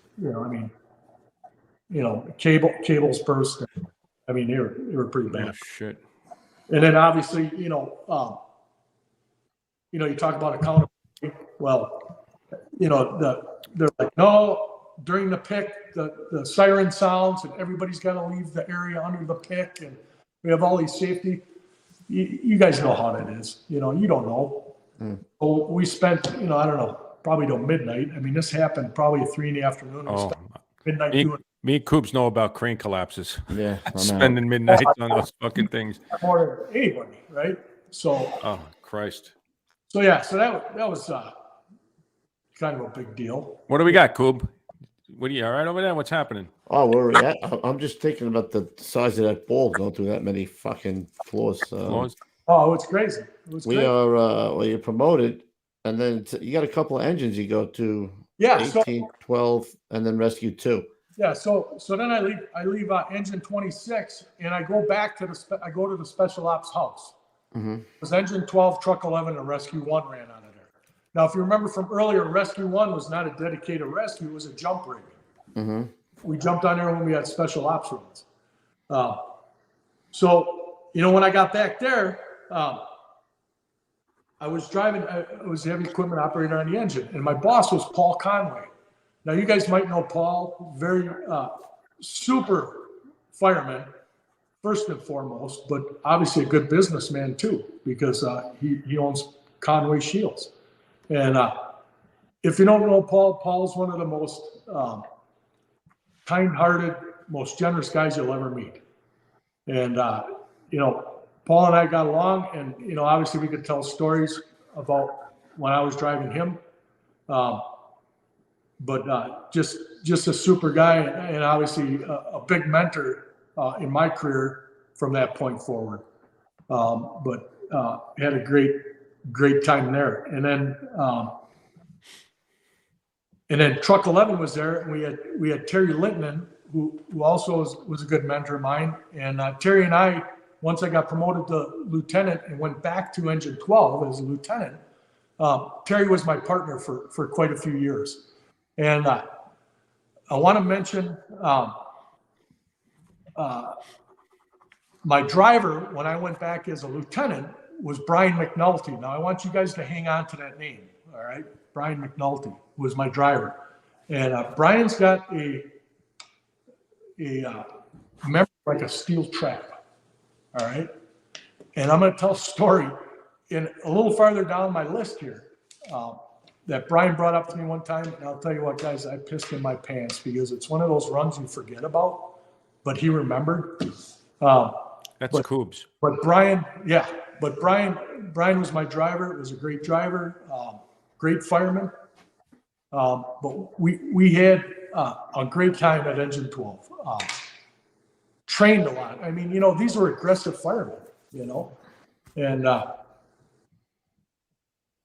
when you're aggressive and everybody starts meshing, and we trained a lot. I mean, the culture in the firehouse was just fantastic. We got away with a lot of shit, right?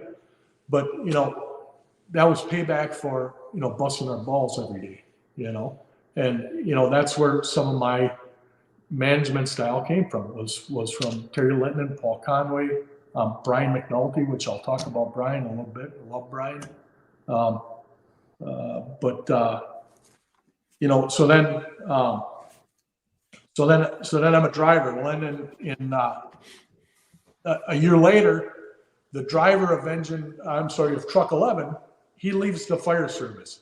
He goes to be a lawyer, right? He leaves the fire service and he becomes a lawyer. I don't know how that worked out, but I know a few guys who did that. Yeah. I mean, good guy. Chris Belden, he left, which opened up that truck spot. So I slid the floor from engine 12 to truck 11. All right. So now I'm driving truck 11. Now I'm back in my glory again. I'm back on a truck, right? So I spent time on truck 11, and then Paul also was there with me on truck 11. All right. So now I'm back driving Paul. Then I get promoted to lieutenant in 2003. All right. So I leave the ops house because now I'm relief again. Now I'm back on the road.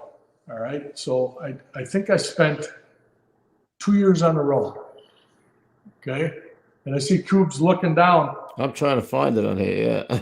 Yeah. So I was promoted in 2003. I spent 2 years on the road. And then my first house off of the road was engine 8. All right. I spent one pay period there. Yeah, it's not even on your list here. 2 weeks. I spent 2 weeks there. And a position opened back at engine 12. which, you know, when you talk about the stars aligning, I mean, they aligned. It's all timing, always timing. Oh, dude. So I left engine 8, went back to engine 12. Now is the lieutenant. All right. And again, this is when Brian McNulty's driving me. All right. But if you look at my thing there, I only spent 5 months at engine 12. Then I went to engine 18. All right. And the reason I went back to engine 12 was Paul Conway had got promoted to captain. So he's the one who opened a spot for me to come back.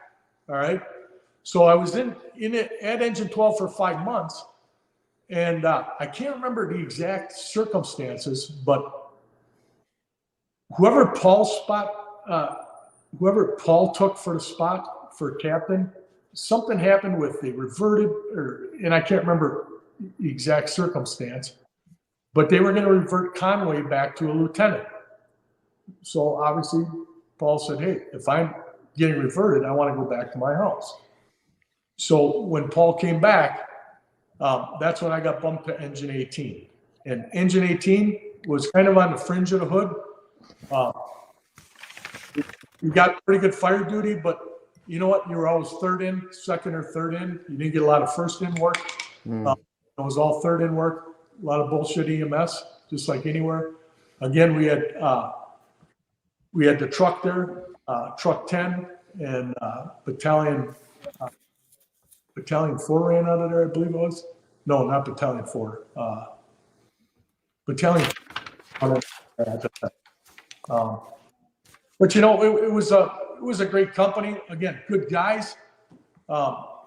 We had a great time there, you know, and you can't beat it. And then from there, after that 8 months went by, Conway again gets promoted back to captain, and I get back to 12.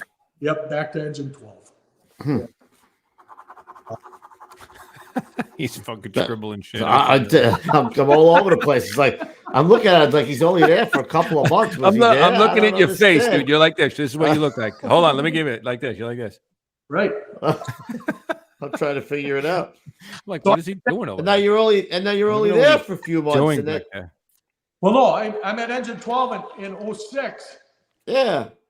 Yeah, I get there in September. Oh, for 6 years, right? I'm sorry. So I get there in 06, and you know, again, I want to say it was December. So I get there in September, and I think in December is when the Faulk explosion happened. All right. So the Faulk explosion happened. Wow. Yeah, it happened just after shift change. So here's the deal. I just got relieved. All right. I'm in my car, and you know, I'm leaving the south side of Milwaukee, and I'm going over the high-rise bridge to get back to the north side. Yeah. And I'm literally on the high-rise bridge in rush hour traffic, not moving, and all of a sudden I see there's construction going on, right? And I see these construction workers running, and I'm thinking to myself, here's where the bridge falls and I die. Right? I see they're running full bore like something's going on. And, you know, you see a construction worker run, and you know what's your first thought? Is like something's going down, man. And right then, the concussion hits the window of my car, and I'm like, "What the hell was that?" And I look to my left, and I can see straight down to where this building was, and there's a mushroom cloud going up. It would have to be. I mean, look at that building. So I immediately get on my cell phone. I call Engine 12's quarters, and I say, hey, you guys better mount up. There's been a big explosion in the valley. They call that Miller Valley. Right as I'm on the phone with them, the drones are coming through. All right? But at the time, they don't send them on a special ops run. They send them on a fire run. Okay? So these guys pull out of the barn as if they're going to a fire, which, you know, ain't a big deal. I mean, they got equipment on the rigs that they can operate. But I get off at the very next exit and make my way back to the firehouse. A couple other guys muster up who had just gotten off a shift, and heard, everything that was going on. We pulled, at the time we were running with an old beer truck was one of our rigs. So we pulled out all the structural collapse equipment and, responded to the scene. Now, I mean, you talk about, and I'm preaching to the choir here. I mean, the people walking out there look like zombies, This was a gas leak, Tom? Yeah, it was actually a propane. They had a huge propane leak underneath these structures. And again, think about it in December, we got frost here. So, so the gas is migrating underneath that frost line. Yeah, it doesn't come up to the soil. Any entry point it can get into the structure, and it made its way in there. They had smelled gas from what I understand, 15 minutes prior to the explosion. I was going to say, that's got to be a long time and a lot of gas. Yeah, they were able to get some people out, but the area you're looking at and the buildings that were affected was larger than 2 football fields. I mean, part of it was leveled. There were other structures that had, different levels of structural integrity problems. I don't know what kind of collapse equipment you're going to need there, except for a broom and a shovel. Maybe, I don't know what you need in that place. How many people died there? You know what? 3 were killed and 47 were hurt. Wow. Wow, So that's lucky. the loss of life was less than you would expect for an explosion that big, but I think the 15-minute leeway that they had to get people out kind of helped save things. Oh, people were evacuating? No. And, so just a crazy story about that, again, you think of a large industrial facility. You've got subcontractors coming in and out. After an incident like this, mass casualty, and you ask for an accountability, right?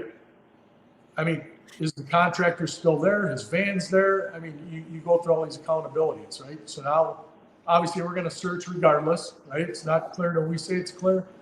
So we got there. I remember the chief. I said, "What do you need, chief?" He said, "You know what? I want you guys to start doing some searches, but everybody's accounted for." He goes, "We got. They had located 2 deceased already." He said, "Everybody's accounted for." I'm like, all right, we'll go do a primary and see if we can clear this building. First building we walk into, we find a deceased guy up in a pallet racking, who obviously looked like he had gotten thrown through a wall up into this pallet racking. So I get on the radio and I call him. I say, hey, chief, we got one in, whatever building that we had labeled. And he goes, "Can you repeat?"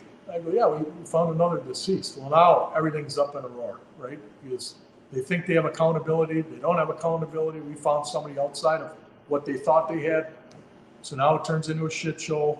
And I shouldn't say a shit show, but now the clock's ticking, and we are absolutely searching every nook and cranny to make sure everything is accounted for, So it was just one of those situations where, when we talk about accountability in a mass casualty incident or something, you can never be sure. It's not clear till we say it's clear. Right. That's one of those jobs you never forget, right?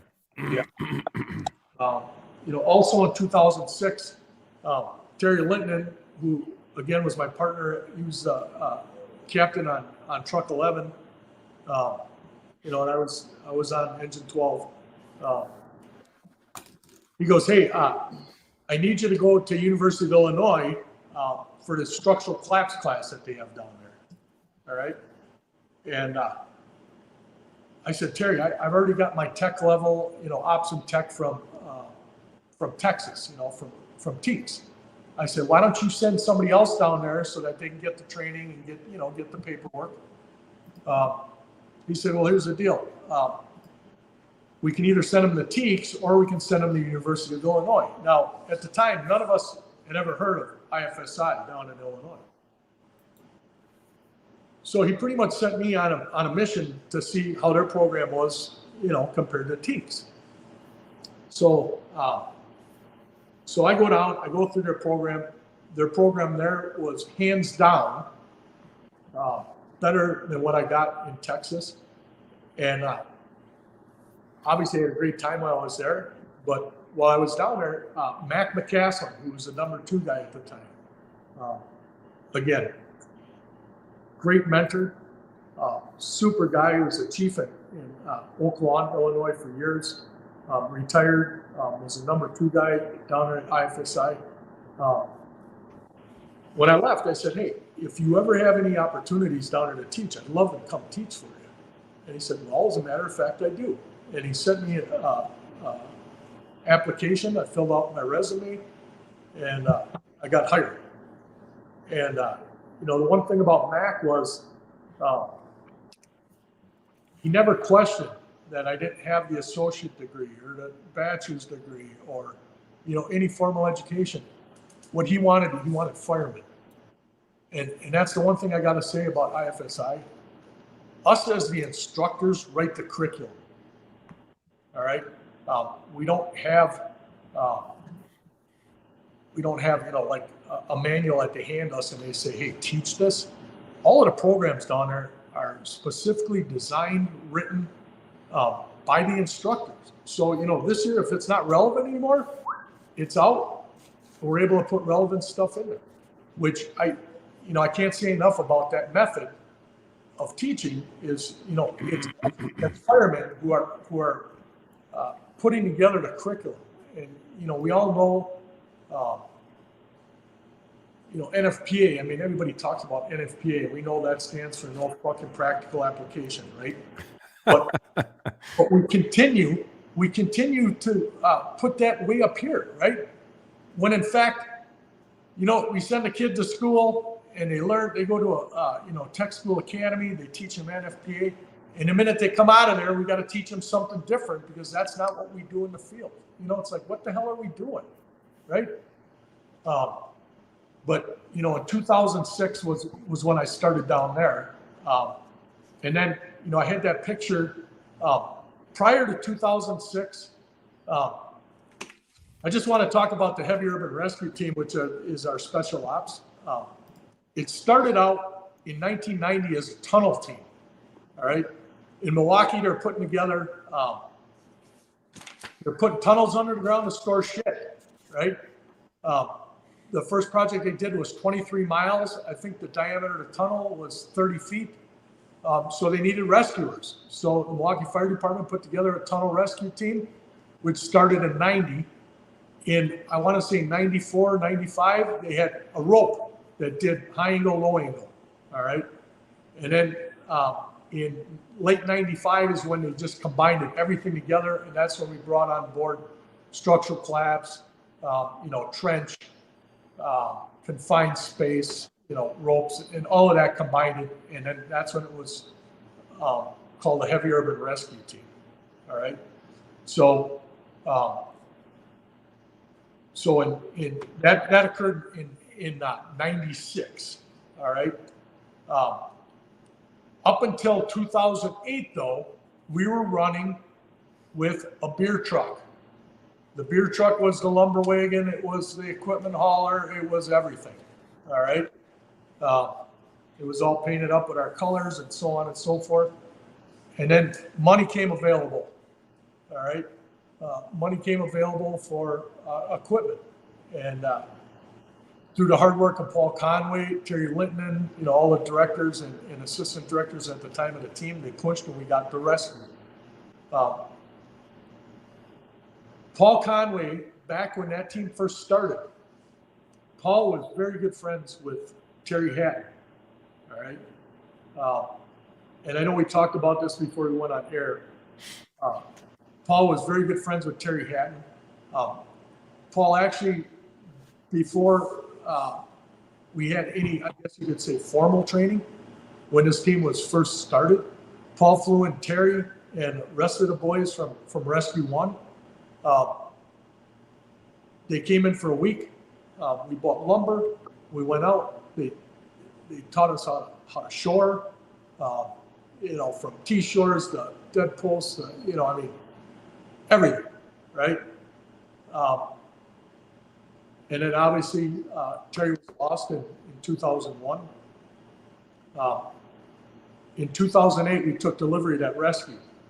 And Paul approached the deputy chief at the shop at the time, who was Pete Paczynski. And he said, hey, can we put the words outstanding on that rig?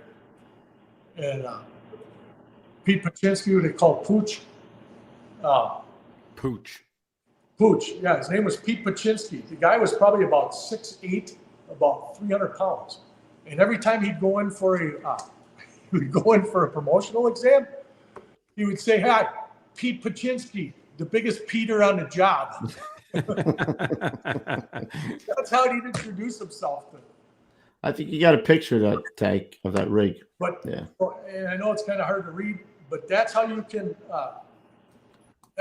tell the first rescue that we had in Milwaukee, Rescue 1, which obviously it's still around, and you see the words outstanding there because you guys all know that was Terry's catchphrase was everything was outstanding, right? So in honor of Terry, we were allowed to do that, and I tell you, the men honor those guys who not only helped us along our road. Nice. Obviously, a lot of guys, you know. Yep. So that's the story of that picture there. All right. When did you get a little long here? We got to move forward a little faster, guys. Well, yeah, you're supposed to keep me moving here. I'm sleeping trying. at the switch over there? So let's get to Rescue 2, which is where you wind up doing your last 7 years. So we'll shovel off the Rescue 2. Yeah. So then Paul Conway leaves the house. He gets promoted up. He becomes the assistant chief. All right. Works very hard to get 2 dedicated rescues in the city of Milwaukee. From that, in 2012, was when Rescue 2 went online as a dedicated rescue. And then they stood up Rescue 1 on the south side, which became manned dedicated rescues in the city of Milwaukee. And that occurred in 2012. Wow, that's a long time. Yeah. You're telling me. All right. So remember I told you to remember somebody's name? Yeah, Brian McNulty. McNulty. Guess who the commander was of Rescue 2? Brian McNulty, and he put the call in. Hold on. Brian, Billy. brother. I've never Billy. done this before. Billy. Come on over. So now my driver, who was my driver, is now my boss. Nice. And you know what? I couldn't ask for a better guy. If you don't know Brian is a great leader. I mean, he's just outstanding fireman, great leader. He knows when to draw the guys in, but he also lets us play. All right. Paul Conway gave me the opportunity to be one of the first lieutenants. Obviously, me and I think it was Steve Shear at the time and Brian McNulty. We opened up that house. Very proud of the people we brought in. Charter member. And you know what? It's just a great place. Is McNulty still the commanding officer? Still the commander at Rescue 2. Wow. Pull up that picture of Rescue 2 tank we have with the. Right. He's good. He's a good guy. You should have him on there. But anyways, Brian. Who are these guys here in this picture? So the little guy on the left is Johnny. That was my driver. Then we had Yeti. All right, we called him Yeti, but it was Jerry Felsiker. Then we had Daryl. Then myself. All right, and then Jared Birchie, and then Logan, and that was my crew on the rescue. And the thing about Rescue 2 was, you guys know how each shift is different than the next. All right. But the one thing we had there was we had a lot of competition amongst shifts. So, it kept everybody motivated. You would come in and you would, talk to the boss of the shift before, and they would say, hey, we went out and trained on this. We did this. And then, you would come in and you try to one up them. And so what it did was it kept everybody motivated. We trained every day. And I shouldn't say every day, if it was 40 below zero, we weren't outside, but we were doing something in the firehouse. Because we knew everybody was looking to us. They were looking for us to fail. And, we weren't going to give them that satisfaction. All right. We just had great people there. Obviously, you guys know in rescue houses, you lose a lot of people because people promote up. Right. At Rescue 2, we had Engine 24. We had Rescue 2, and then Battalion 2 also ran out of that house. This is a picture of the crew of Engine 24. Chris Vogt, who was my partner, another solid fireman, who, Chris carried me a lot there. Obviously, I wasn't real good at paperwork. And I know the feeling.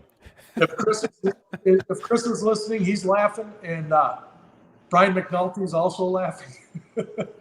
But, these guys, we banded together, and it was just, it was a great place to be, Who's busier, Tom? Rescue 1 or Rescue 2? 2. Rescue 2. Rescue 2 was the north side rescue. So, I always say, and I'm busting the chops of the guys on Rescue 1. They're obviously another group of great individuals on Rescue 1, but, just busting chops between both rescues. We were the varsity, they were the junior varsity, and I mean that in busting chops way. I mean, they got some great firemen down there. But you know what? It's competition, you got to. Makes everybody better. Absolutely. Yeah. Absolutely. But, while I was there, I know I sent some pictures and Coobs, I don't know how much time we got, but I want to just tell a quick story. So I had an incident in April of 17. All right. We get sent out on a fire. It was a 26-unit apartment building that we had a fire in a month prior. All right. So, it was already kind of burned up. We get a fire in there and, on initial arrival, I mean, it was a nothing fire. Right. So we get in there, forced entry, get in there. Steve Shear, who was the rescue boss, just happened to be working on the engine that day. He's working a trade. We get up to the second floor, and it's really nothing. It's just a fire around a scuttle that goes to the roof. So me and a couple guys, we just quick do a primary, right? Just to walk through, make sure the bums are out. There's nobody in there. By the time we get back to where this little fire is, there's 20 firemen there, swinging axes and, throwing pipe poles and breaking shit. Yeah. And, it's one of those situations where it's like, it's getting fucking dangerous here because there's guys swinging shit. Nobody's watching. Right then I hear the chief. He calls, dispatch, give me a second alarm. I got flames coming from the roof. So I look at Steve and I go, what does he see that we don't? So I tell him then, I said, hey, open this prick up. So the guys are, they're opening ceiling as fast as they can. We're opening walls. And the further we go, the less we see. We're like, what the hell? So again, now there's so many people down there. So I go to Yeti, I go to Felsicker, I go, Jeremy, let's just do another secondary through this place. Because if the chief pulls us out, at least we know, we cleared the whole building. So, we're just kind of lazily walking through the building. And when I say lazily, smoke is about waist high. All right. We're walking, cheating, right? Probably should have been below the smoke, but we all do it. We're just going through. We had already been through this place, 5 minutes before. Yeti's on one side, I'm on the other side. We're just scooting down. And I get to the end of the hall, and I don't know, Tank, if you got a picture of the hallway. If you got that picture, if you can throw it up, it was a picture of the hallway. There was like a 12-inch in cut when you got to a doorway. All right, and so you'd slide your hand down the wall. you'd feel that in cut, you'd go in, you'd quick search that room, come back out, transition into the next door, which is right next to it, come back out, get on the wall, go out, right? So I get to the end of the hall, I feel the cut, I turn, I go, and obviously there's a little more smoke. I walk into a wall. All right, now that should have been my first red flag because it was a nothing fire, nothing popped. I went to sweep the wall, see if I could find the door. I literally stepped right off of the second floor. All right. I stepped off, I fell about 12 feet. Fracture, I mean, just destroyed my wrist or my hand, destroyed my elbow. And the reason I bring this up is while I was falling through the air, okay, you see these little 12-inch, maybe 12-inch cut-ins? Mm-hmm. You're cue that you were at an apartment door, and then you'd get on the wall and you'd slide down to the next one. And again, we were cheating. You should have been down. And the reason I bring that up is, you can't get complacent in this business. You get complacent, you get in trouble. You follow firefighting 101, you're fine. But the minute you stray from that is when you get in trouble. And, again, at this point, I probably had 25, 26 years on the job. You're a little bit cocky, like, fuck, let's just get this done, right? And I wasn't practicing what I was preaching. And I literally stepped right off of the end of the hallway. Now, remember I said there was a fire in there a month prior. Well, you know what happens the minute you're out of there. The junkers are in there, and they're stealing going everything. First joint, right? So every railing was off, and I literally just stepped off of it. All right. The one takeaway from this incident for me was anybody listening out there, if you get into trouble, have the moral courage to call a mayday. All right. And when I fell, I called an urgent, but I did not call a mayday. I was fortunate enough that I was able to crawl out, get my bearings back, and crawl out a door that was right there. But we get that bravado where, like, I'm not calling a mayday. You guys are going to bust my chops. All of that. So, I'll just downgrade this to an urgent. So, I called and said, hey, I took a fall. I need some help. Shattered my elbow. Had to have surgery on it. And my wrist here. And, the thing with this wrist here, the doc told me that this was a career-ending injury. And, I just wasn't going to have it. All right. Now, so I go for surgery. All right. Now, if you can throw up the next one with the corner. Yeah. So you look like a German Shepherd that's been chewing his back legs or something. This is how effed up my family is. All right. So I'm going for surgery. Right. I come out. Now, I've got 3 sons, and you'll see the picture, and I'm going to talk about them at the end. So I come out of surgery. I'm in recovery, right? They take me to a room. My son, while I was in surgery, asked the lady behind the desk for paper and tape, and he made this cone for my head. All right. Now to put it on me, I didn't know about this. Okay. This happened in April. I didn't know about this until like July 4th. When we're at a family get together and they're showing the pictures around, everybody's laughing. And I'm like, what in the hell are you guys looking at? And they show me that. I was like, are you shitting me? That's the family I got to live with. Yeah. All right? Yeah, you made them. Nobody loves you like family. And I'm throwing it out there because this picture got leaked out by Justin, my son that you said you saw on there. And the guys that I teach with, because they love me, they made a picture of this that hangs in our building down there. All right. Not just a picture. It was a framed picture of this. And I'm like, are you shitting me? Right.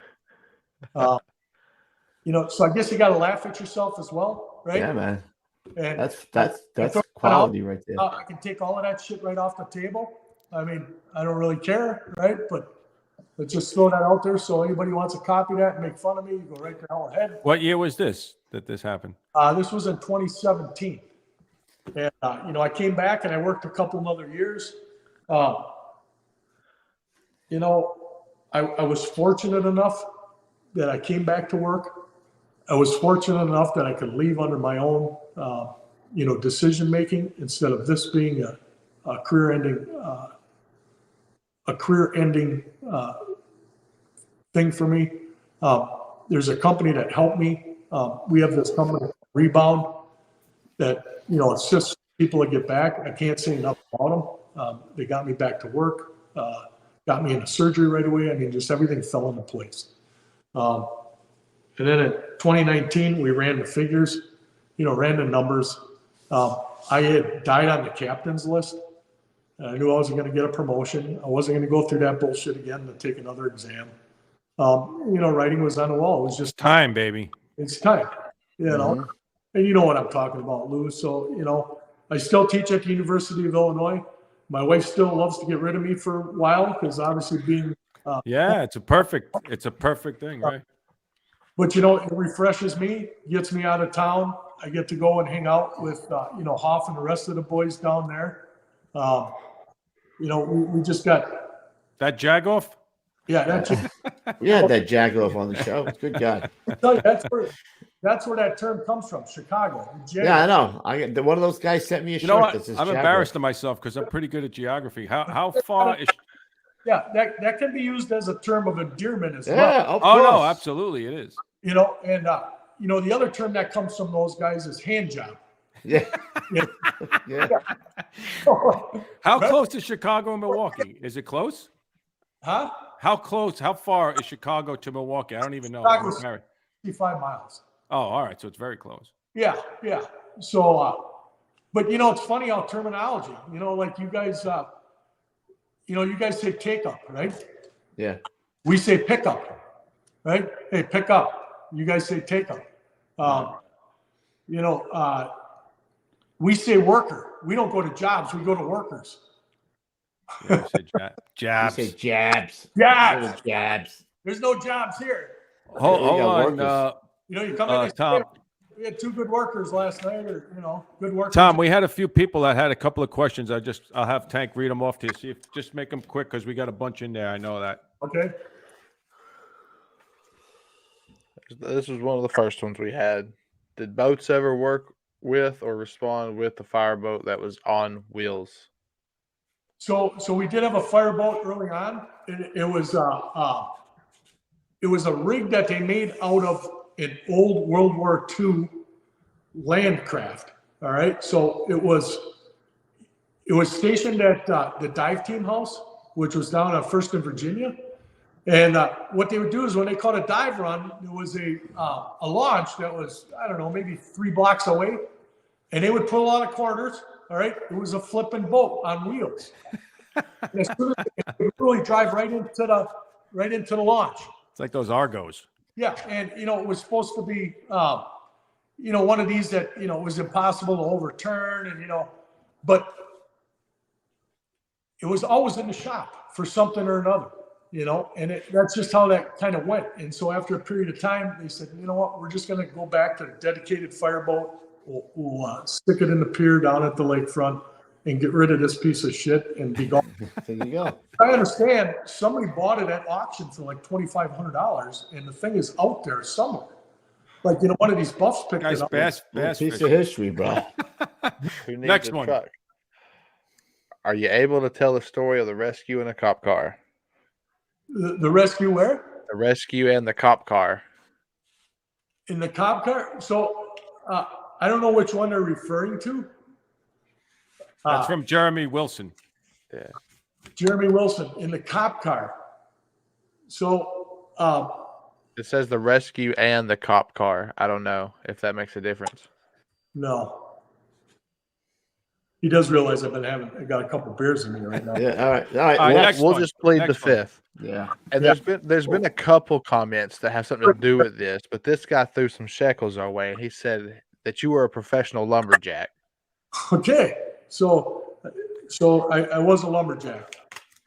So Like Me- legit lumberjack? so back in the day, the combat challenge, right? I competed in the combat Oh, challenge. nice. The fucking big souped up Well, chainsaw. when that first came out, they had a regional in Milwaukee. ended up number 3, which allowed me to go down to Tampa for the Nationals. Went down there. I think I don't even know what I ended up. I didn't win, right? It was a great time to stay motivated, stay working out, right? And then a guy approaches me on the fire department who lumberjacked, and he said, "Hey, would you want to compete with me?" And I go, "What do you mean?" He goes, "You want to do the double buck crosscut sawing with me?" I go, "Well, what does that all entail?" And so he tells me, "Hey, come over to my house. We'll saw. If you like it, we can do it." He says, what do they pay you to do that combat challenge? I said, "Nothing, bro. It's just bragging rights, you know?" And he's like, "Well, shit, we can win money." So I went over to his house and we started lumberjacking. And we would compete at these smaller competitions, which would get us to the Nationals, which is in upstate Wisconsin, up in Hayward. 9-toe lumberjack. Yeah. So we go there. And, you know, you got to understand, you're competing with Australians, New Zealanders, I mean, all these guys, right? So right now it's winter here, it's summer there. These guys are competing. They come up here in our summer, which is winter there, and these guys are in peak form. And so, you know, when we went up to the World Championships, we would never chop, or at least I wouldn't, because that's a whole nother story when I took the tip of my toe off when I chopped.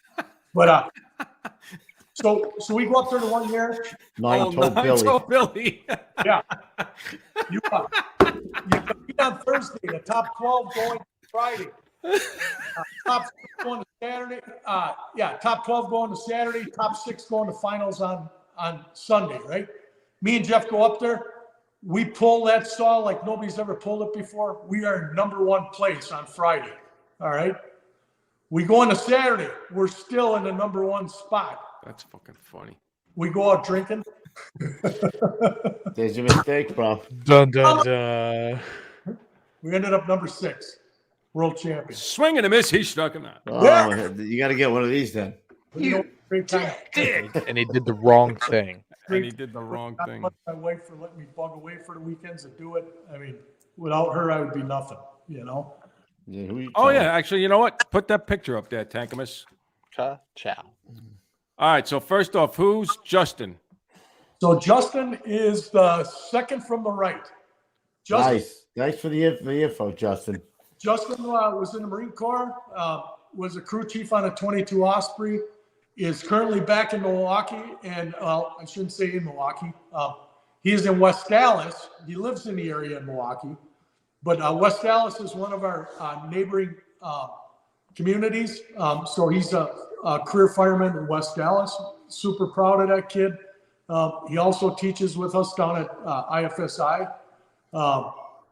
The one to the right of him is my middle son, Steve. Steve also was in the Marine Corps. Now resides. Hoorah, baby. Yeah, also resides. Now he resides in Tennessee. Hey, that's cool. Yep. Does his woodworking, and you know, he's got a son.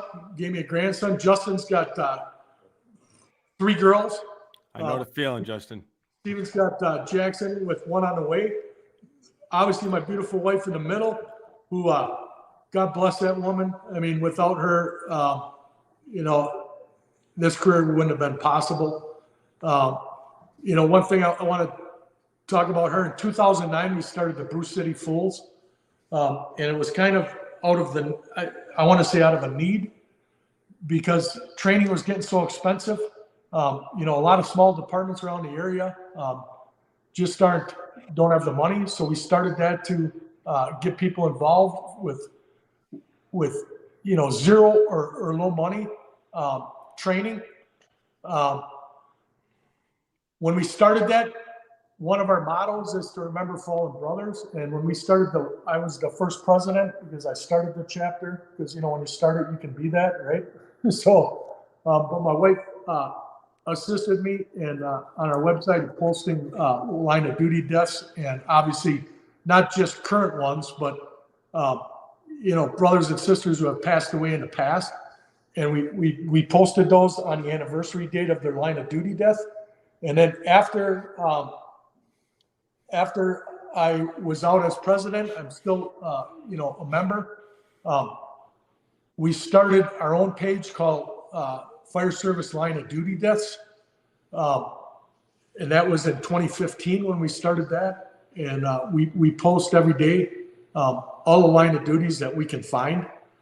She's great on the computer and helps me immensely to make that happen. Shout out to the new chapter in Wisconsin, the Old Fashioned Fools, that just opened maybe a month ago. A bunch of guys north of here in the Oshkosh area who started up a new Fools chapter, which are going to be very successful. But again, to keep people motivated and to learn things from other people around. I mean, it's a great organization. And if you go back to the picture, the big guy on the left is Ryan, my son Ryan. He's my oldest. He's a Milwaukee firefighter. Nice. Yeah. So Ryan is in Milwaukee. Justin's in West Dallas. Obviously super proud of all of my kids, and very grateful for my wife. Love all of them dearly. Ryan, when he came on the job, he started his career as well in Menominee Falls, which is where I started on the volley department. But he was career out there before he got the call from Milwaukee. So when he came out of Proby school, I got a call from the academy, and they said, "Hey, where do you want him going?" And I said, "Hey, can he go to Truck 9, where I came on?" Right? And they said, "Well, here's the deal. Nobody from this class is going to a truck. They're all going to engines." And I said, "All right, well, how about engine 32? And they go, "Engine 32 is open." So they sent him to engine 32, right? So, you can imagine, you go through the academy. This was all during the COVID bullshit. So, they didn't have a real graduation. It was on the damn computer. It was kind of heartbreaking. I couldn't pin my son as he walked across the stage. But, glad that shit's behind us. But, I call him after his first shift. And I call him and I said, "Hey, how'd your first day go?" He goes, "You ain't going to believe this shit." He goes, "We had 3 structure fires." He goes, "And we missed a 4th one that we would have went to, but we were at one of the other structure fires." So, the kid walks out of there. He's got a chubby like this, He spent, I think Ryan was there maybe 2 years or 3 years, because now the system has changed a little bit as far as picking. They pick by seniority now, and they stay there. I can't remember, it changes all the time, but I think now you pick by seniority. There's so many spots that are available for, for management rights and all of that horse shit. But I think he spent 2-3 years there, or 2 years, whatever it was, and now he got bumped out, and now he's at Engine 8 in Milwaukee. What we're going to say to you, right? Thank God those kids look like their mother. Yeah, exactly. Thank you. We got to talk about that as well. Yep. So, like I said, shout out to the Beaver Dam Fire Department that I'm on here. I can't say enough about what these guys do. Beaver Dam is a combination department. We have career guys here, but we also have POC. So I'm a POC here. Just a motivated group of individuals, super guys that want to do the job. I just can't say enough. When I came out here, the first year that I was here, I had a Proby shield on. And, the guys were saying, "Wow, you got that much experience." And I said, "No, I'm the new guy. I get a Proby shield, And to be honest with you, when I came out here, it was like being a Proby. And in the respect that, in Milwaukee, we have a full assignment. I got dedicated crews coming in with dedicated assignments. You know what I mean? I got engine crew, I got truck crews, I got rescues, In Beaver Dam, we don't have that. We got an engine and a truck, and then the rest is backfilled with POCs. And, about 16,000 give or take in Beaver Dam proper, but we covered 96 miles of rural, with, another 4,000 or 5,000 people onto that population. So it's not a huge population, but, we're covering a huge area from the firehouse. And, when we first went to a rural fire and they said, "Hey, we got to set up a drafting tank," I was like, what the fuck's that? Hell no. The you know, old you got crafting. behind you. You know what I mean? I mean, it truly for me, it's like being on a whole new department.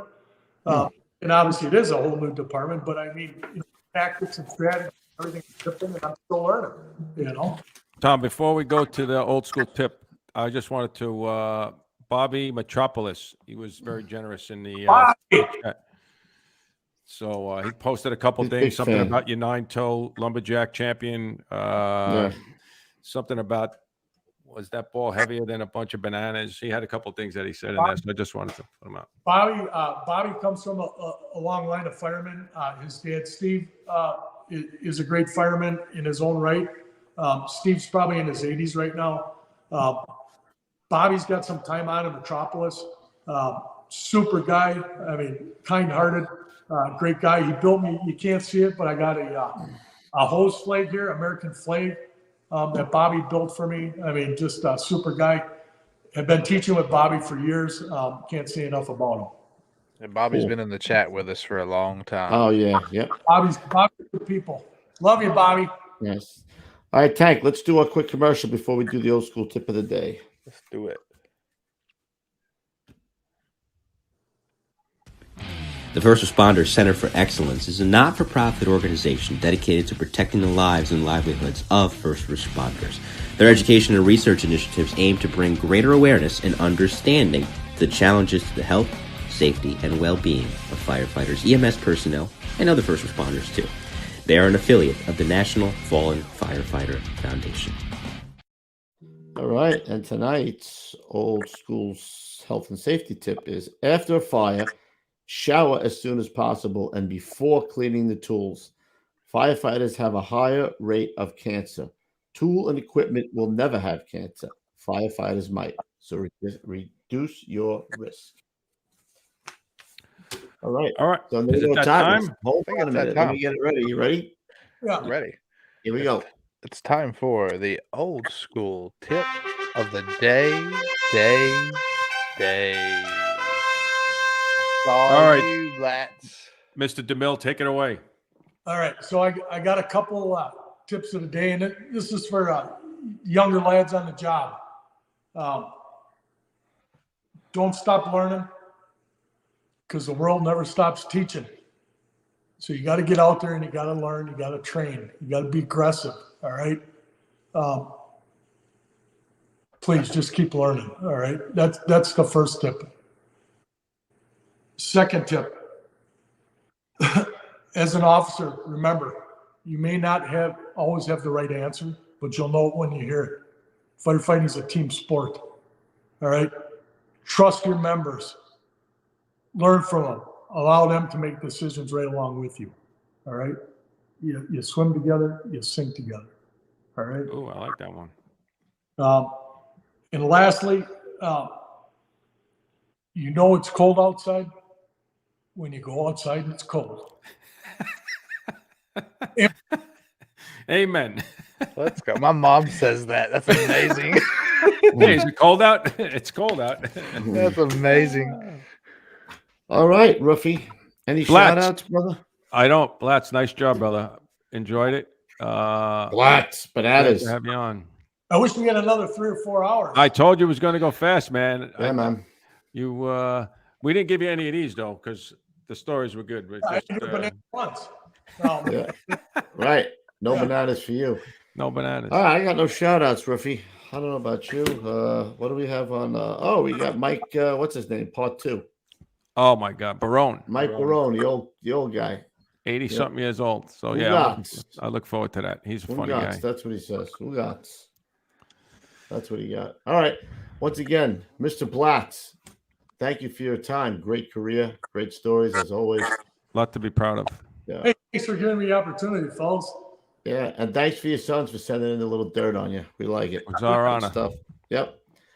Right. All right. Again, thanks for tuning in. We shall see you Monday night. Until then, stay low and go. All right, everybody. We'll see you at the big one. Have a good one.